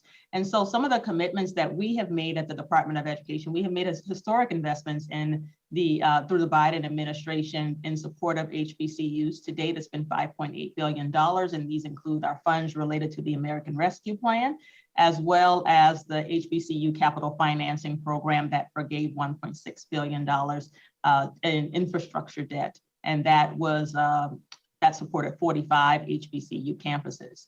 In addition to that, we have our Title III funds that support HBCUs. And given the targeted, repeated, and ongoing nature of these bomb threats, Project Serve dollars have been opened to HBCU campuses that have been impacted by a bomb threat. Project Serve will provide small, short-term, last dollar funds to restore the learning environment. And certainly there's additional needs related to these threats. And we are working as a whole of government approach, and the resource compendium that was also released yesterday by Vice President Kamala Harris provides some of the resources that you've heard the others on this panel talk about. In addition, it talks more about some of the grant opportunities, some of the trainings, and some of the guidance related to mental health and other ways that we can support the institutions at this particular time. Thank you so much. I mean, existing funding streams and then special responses to some of these situations, you put all that together, and I think HBCUs can feel more fortified and strengthened as they deliver these really amazing and high quality educational services across the country. But we have to stay focused on that and make sure that they continue to feel fortified. Thank you for your testimony. I yield back, Madam Chair. The gentlewoman from New York, Ms. Ocasio-Cortez, is recognized for 5 minutes. Thank you. Thank you, Chairwoman. We're seeing that hate crimes are on the rise across all demographics in the United States. But I would like to take a moment in this hearing when we discuss the rise of hate crimes and bomb threats targeting the Black community specifically. Mr. Young, according to the FBI's most recently published data, there were 2,871 hate crimes against Black Americans in 2020. And that was a nearly 50% increase in 1 year over 2019. My understanding is that this was the highest recorded number of hate crimes against the Black community in 15 years. Is that correct? That's correct. That's correct, Congresswoman. In fact, this also seems to be the largest spike in anti-Black hate crimes that has ever been recorded since the FBI started the hate crime statistics reporting in 1991. That's also correct, yes? Yes, ma'am. I'm interested a little bit about the current threats targeting Black institutions. How does this current spate of threats against HBCUs compare to those directed at them in the past? I was going to say, just if I could add to your first part, one of the things I want you to be aware of is when we look at our priorities over this last year, we have increased our civil rights because of this spike to what we would call a national threat priority. So that gets our highest level of resources and investigation for our criminal investigation programs. So in regards to this spike, this I don't have year to year, but I will say, traditionally, there are, racial, crimes directed at the African-American community, as well as the Jewish community. I think, as you know, up from one of your constituents up there, these are communities that are frequent targets. And that's why it is absolutely essential that we have clear lines of communication, that they know that what their civil rights are, and that we know that they're a priority. But I was going to say, could I add any more to your question? Thank you. I actually, if I may, I wanted to ask Mr. Haglund a quick question, and perhaps if we have time, we can go back. In January of this year, DHS published a National Terrorism Advisory System bulletin that warns that there is currently a heightened domestic violence extremism threat environment in the United States. The bulletin stated, and I quote, mass casualty attacks and other acts of targeted violence conducted by lone offenders and small groups acting in furtherance of ideological beliefs and or personal grievances pose an ongoing threat to the nation. Mr. Haglund, there's a bit of friction, a little bit, in the language of that bulletin, because we know two things to be true. One, we know that white extremists are driven by violent white supremacist ideological beliefs. But two, we also know that violent white extremism poses the largest current threat to domestic security in the United States. So I'm curious about this question, or about this language that the agency is using around quote unquote lone wolves. Would it be, I think some folks would ask, wouldn't it be accurate to say that this violence isn't actually a result of lone wolves, but part of a larger concerning pattern of growing white supremacist ideology in the United States, including membership in a very large degree of digital and in-person white supremacist organizations? Thank you, Congresswoman. So I believe the intent of the document is to cover a wide spectrum. Here in the Office for Bombing Prevention, where we specifically look at bombing threats, that's where we focus our attention. And we look at instances like a Nashville type bombing, where you do have a lone individual as an example of a significant act that had cascading consequences. And then you look at these bomb threats, and obviously these are open investigations. And my FBI colleague has explained that, there's more to follow here, and that we'll see how this plays out through the investigations. But I think the intent of the document is to cover a broader perspective, but we're very narrowly focused on that bombing perspective here in the Office for Bombing Prevention. Thank you very much. I yield my time. Thank you. The gentlelady yields back, and the gentlewoman from Missouri, Ms. Bush, is recognized for 5 minutes. St. Louis, and I thank you, Madam Chair, for convening this hearing. As the Congresswoman for St. Louis, home of Harris Stowe State University, my alma mater, I unequivocally condemn the rising tide of white supremacist violence against our historically Black colleges and universities. For decades, our beloved institutions of Black education have been subject to the brutality of white terror, with very little recourse available to those hurt along the way. I urge my colleagues to consider the long-lasting implications of providing carceral solutions to social problems, particularly in relation to the health and safety of Black students. We have to ask ourselves, does increased police presence at our HBCUs make our Black students, Black faculty and administrators feel safe? In discussing the recent bomb threat with leaders at Harris Stowe, the need to drastically improve their campus safety infrastructure with additional external lighting, modern camera systems, reinforced windows, and electronically secure doors is a top priority. Our HBCU administrators are calling for consistent federal support to retain campus staff for mental health and counseling services that provide trauma-informed care to students on campus.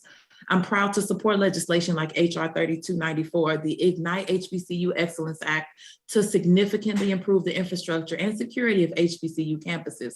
Congress must take strides to reverse the decades-long trend of underinvestment, of neglect, and of violence against HBCUs. Mr. Young, the FBI has labeled activists like me in the movement to save Black lives, Black identity extremists, and use this classification to surveil and imprison Black protesters. Can you explain how domestic counterterrorism methods like mass surveillance will not harm Black students, Black student activists, specifically on HBCU campuses? Yeah, good morning, Congressman. We, as you say, when it comes to domestic terrorism, we identify them as, first, anti-government, anti-authority extremism. The second one is racially or ethnically motivated, violence extremism, and then to some other, criteria after that. But it's all around violence, and so we do not police free speech. We are not here to infringe on anybody's First Amendments, but we also go over and outreach to those communities so that they understand that we are there to support them, that they have a voice to reach out to, that they understand what their First Amendment rights are, and that anybody that discriminates against them is wrong. And we treat those investigations, as I told the previous congressman, civil rights has been elevated to our highest priority in our criminal investigative divisions. And we purposely and deliberately reached out to these universities when these threats happened, so that we wanted their resilience. We did not want to diminish any of their aspirations or any fear. And we needed to make sure that we had clear lines of communication at all levels. And so we don't want any community in America to feel that threatened or intimidated. Thank you. Dr. Cooper,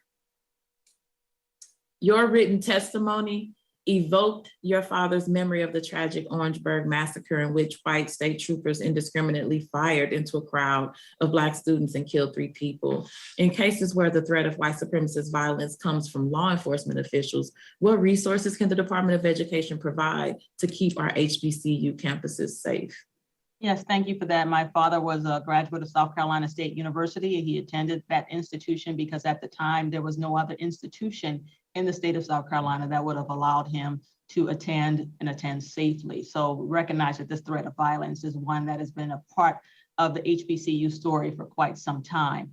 At the Department of Education, we are working in conjunction with our partners in the law enforcement arms, Department of Homeland Security, Department of Justice, and we're taking their leads in terms of the enforcement aspects of these threats.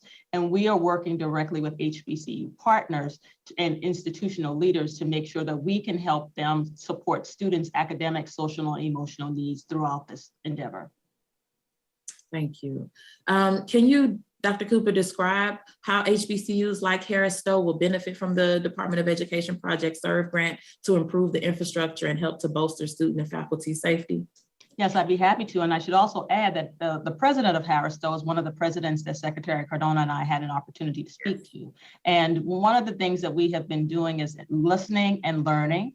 And so these resources that we've put together, the Project SERVE grant dollars, as well as the resource compendium that provides a layout, a simplified, streamlined, easy to understand information about the whole of government response and support for HBCUs, is a direct response to some of the things that we heard from Harris-Stowe's president. So we thank her for that. Thank you. Thank you, Dr. Cooper, and I yield back. The gentlelady yields back, and the gentlewoman from Michigan. Wait, first I have to announce that before we move on, Executive Assistant Director Ryan Young has a very hard stop at 12 p.m. due to pressing Bureau business. Executive Assistant Director Young, we thank you for your participation today, and you are excused. Thank you for participating in our hearing.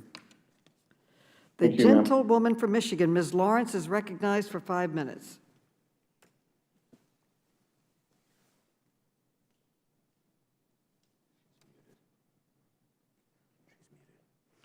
You are muted, Representative Lawrence. I am unmuted now. Okay, thank you. I'm as the co-chair of the vice chair of the Congressional Black Caucus, and also as the founder and co-chair of the Black Jewish Caucus. This hearing is very important to me.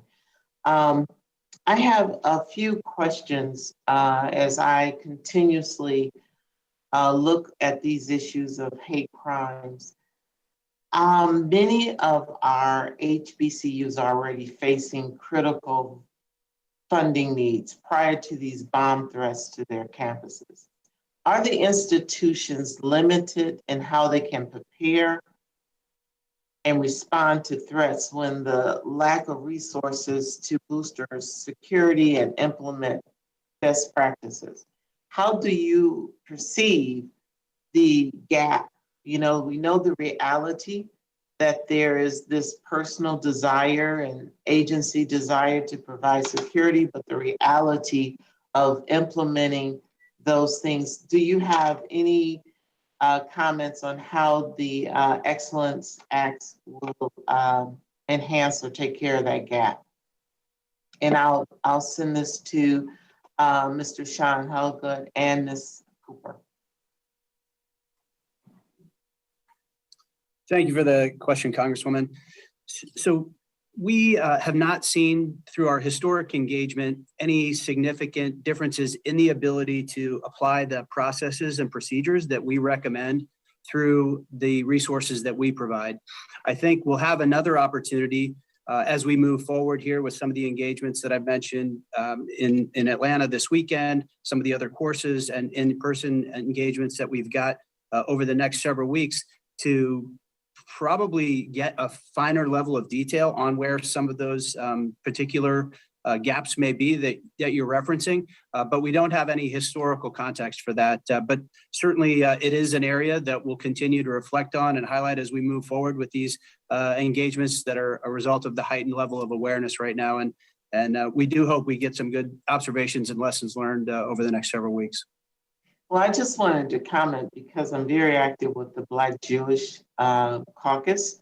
And when the threats to the synagogues were made, there was instant investment into surveillance. There were training that took place on this with the synagogue members to prepare them, drills and all of that. So Dr. Cooper, how can I be assured that the Black colleges, HBCUs, are going to be prepared other than just a sense of heightened awareness? Yes, I'm happy to respond. So we certainly know that there's historic underfunding that HBCUs have had to contend with for quite some time. There was a study that was done by the Government Accountability Offices that found that HBCU land grant institutions was underfunded by at least $12.8 million compared to its predominantly white peer institutions. In addition to that, HBCUs tend to have much smaller endowments than their comparable peer institutions in the state. So funding is a very real issue. And we've heard from college presidents who we've spoken to repeatedly that they have had to divert their small resources that they currently have to the bomb threats. So the ongoing need for resources is very real. We at the administration, we are committed to doing our part to continuing to support HBCUs through the various funding pots that we have available to us, which includes the HBCU Capital Financing Program, the Title III grants, and now, in addition, Project Serve.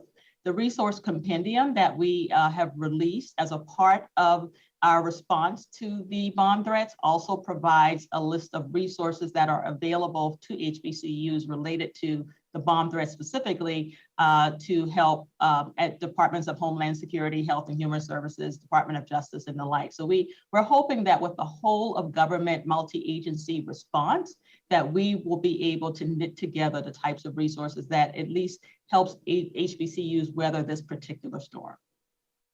I appreciate that, and I appreciate the fact that there is an awareness that there is a funding issue and there will be a gap.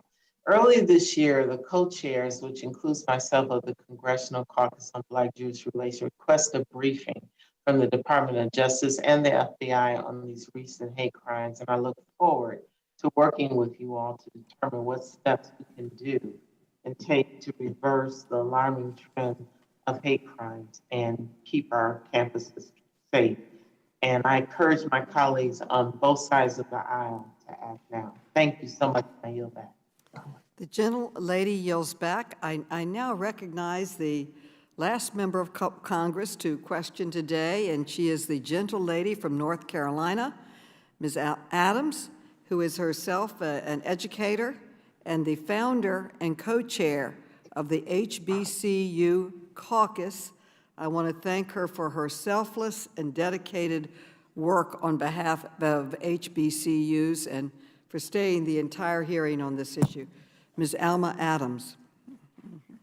Thank you, Madam Chair. Thank you, Ranking Member Comer. It's been an incredible meeting. Thank you for the interest. The eyes and the ears of the U.S. Congress are squarely focused on what's happening to our HBCUs. I remember W.B. Du Bois, who said of all of the civil rights for which the world has struggled and fought for 500 years, the right to learn is undoubtedly the most fundamental. And so I want to begin by thanking our students who came today for their courage, for they are HBCU strong. I am, as you said, a graduate, a two-time graduate of North Carolina A&T, taught at Bennett College, both HBCUs. I taught at Bennett for 40 years and am founder and co-chair of the bipartisan HBCU caucus. And it really breaks my heart that there are those who would seek to harm students who look like those who testified today, and my grandson, who's a junior at Howard, because of where they go to school. Terrorism and racism have no place on college campuses or anywhere else. These were hate crimes, acts of terror. And so the students who testified today reminded me of, and all of us it should, of why we invest in education of our young people and our future leaders, because HBCUs, as has been said, produce top-notch talent and future leaders. Assistant Secretary Cooper, as a former faculty member, I've had numerous conversations with the presidents and chancellors about the threats. I know that these threats have had negative impacts on students, on faculty and staff, and they are major disruptions on the academic program, and they really don't have the resources that they need. And so many of these threats came to our schools in the early morning hours. Dr. Wims of Alabama A&M told me that his school received a threat at 2:30 a.m. And you mentioned that the institution should have the resources that they need. So my question, what resources can we provide for schools to help notify students and address these threats that occur at any hour? Yes, ma'am, I'm happy to answer your question. I think what we are hearing from these early morning bomb threats are a common occurrence now, and we recognize that it is putting a stress and a stretch. It's stretching and stressing the campus security infrastructure. And we're hearing that repeatedly about the need to modernize their infrastructure and to improve and create some alert systems that can help. One of the things, I've talked a little bit about what we're trying to do with the Department of Education with the resources that we currently have available. Project Serve grants, those small grants to help with last dollar needs. The Title III grants can help with that, but they also are helping with other needs to help to build up the academic and the fiscal management infrastructure. There's the HERF dollars that support the recovery. We have these various pots, and we're doing our absolute best to continue to be responsive, but we recognize that the need remains to be, there is some need that is unmet. So we certainly, yes, ma'am. Okay, so I want to just continue with that. Okay. So we've seen that the Biden administration and Vice President Harris just announced that they're eligible for the SERVE program. So how can we ensure that these schools have immediate access to these necessary resources, given the immediate threat? Yes, we will have someone from our team reach out to all of these institutions who've been impacted. We've already had some outreach, but we're going to have another outreach to let them know about Project Serve. Well, thank you so much. We know that our campus infrastructure is not where it needs to be. And I was listening to the representative from Michigan. We've had to make all kinds of adjustments, particularly with COVID and so forth. So yes, they've had to use the resources that they have and to supplement those. So what else can the Department of Education and the federal government be doing to help address this challenge? Yes, so at the department, we're going to continue to use the resources available to us. That includes Title III, Project Serve, the HBCU Capital Financing Program, and we would be happy to partner with Congress on any type of effort that could really help to serve to strengthen the safety and security of HBCU students and their administrators. We know that over 46% of HBCUs have some type of deferred maintenance that totals over $67 million. And we really would want to work in partnership with the Congress and state budgets who are showing some fiscal strength in FY 2022. We think this would be a good time to use those healthy budgets to recommit and repay the debt that is owed to state-sponsored HBCUs. Great. Let me just say in closing, thank you very much for being here. Thanks to all the witnesses. And Chairwoman Maloney, I want to thank you for hosting this hearing. I'm grateful for your leadership and particularly your support of my legislation, the Ignite HBCU Excellence Act, which would help resolve some of the things that we're talking about. I'm grateful as well to UNCF, TMCF, and NAFIO, who have been assistant allies and friends to our schools. And Madam Chair, thank you so very much. And to all of my colleagues, I want to yield back. Thank you. And thank you to all of my colleagues who participated today, and thank you to all of the government witnesses. A very special thank you to Ranking Member Comer, and thank you again to Congressman Byron Donalds for requesting this extremely important hearing. I also want to thank Congressman Jamie Raskin for his partnership on this issue and his commitment to combating violent white supremacy. His staff worked alongside my own dedicated staff, some of whom are HBCU graduates themselves, to prepare for today's hearing. I am particularly thankful to our student witnesses for conveying the vital importance of historically Black colleges and universities and sharing their personal experiences with these horrific threats. These students personify why we are fighting to ensure that HBCUs have the resources they need to help keep students safe. I am personally invested in ensuring that each of these students reach their full potential and that these institutions stay strong and vibrant. I would also like to thank our witnesses from the Biden-Harris administration. We appreciate the work that each of you and your agencies are doing to support HBCUs and keep their students safe. Your presence today following Vice President Harris's announcement yesterday of new funding for HBCUs truly demonstrates the administration's whole of government response to these threats. Today we heard firsthand accounts detailing the impact of these bomb threats on our college students, our nation's future leaders. These threats are reminiscent of the shameful terrorist acts of the Ku Klux Klan during the Civil Rights Movement. Today's threats come amid a rise in hate crimes and violent white supremacy in our country, which has targeted the Black community and other racial, ethnic, and religious minorities. I want to repeat my earlier statement. HBCUs matter, and every HBCU student matters. We must do everything we can to bring those responsible for these threats to justice and ensure HBCUs continue to be the centers of pride and excellence that they have been for student leaders across our country for decades. And with that, I want to state that that all of our panelists, I again want to reiterate how much we appreciate their remarks, and I commend my colleagues for participating. With that, without objection, all members will have 5 legislative days within which to submit extraneous materials and to submit additional written questions for the witnesses to the chair, which will be forwarded to the witnesses for their response. I ask our witnesses to please respond as promptly as you are able.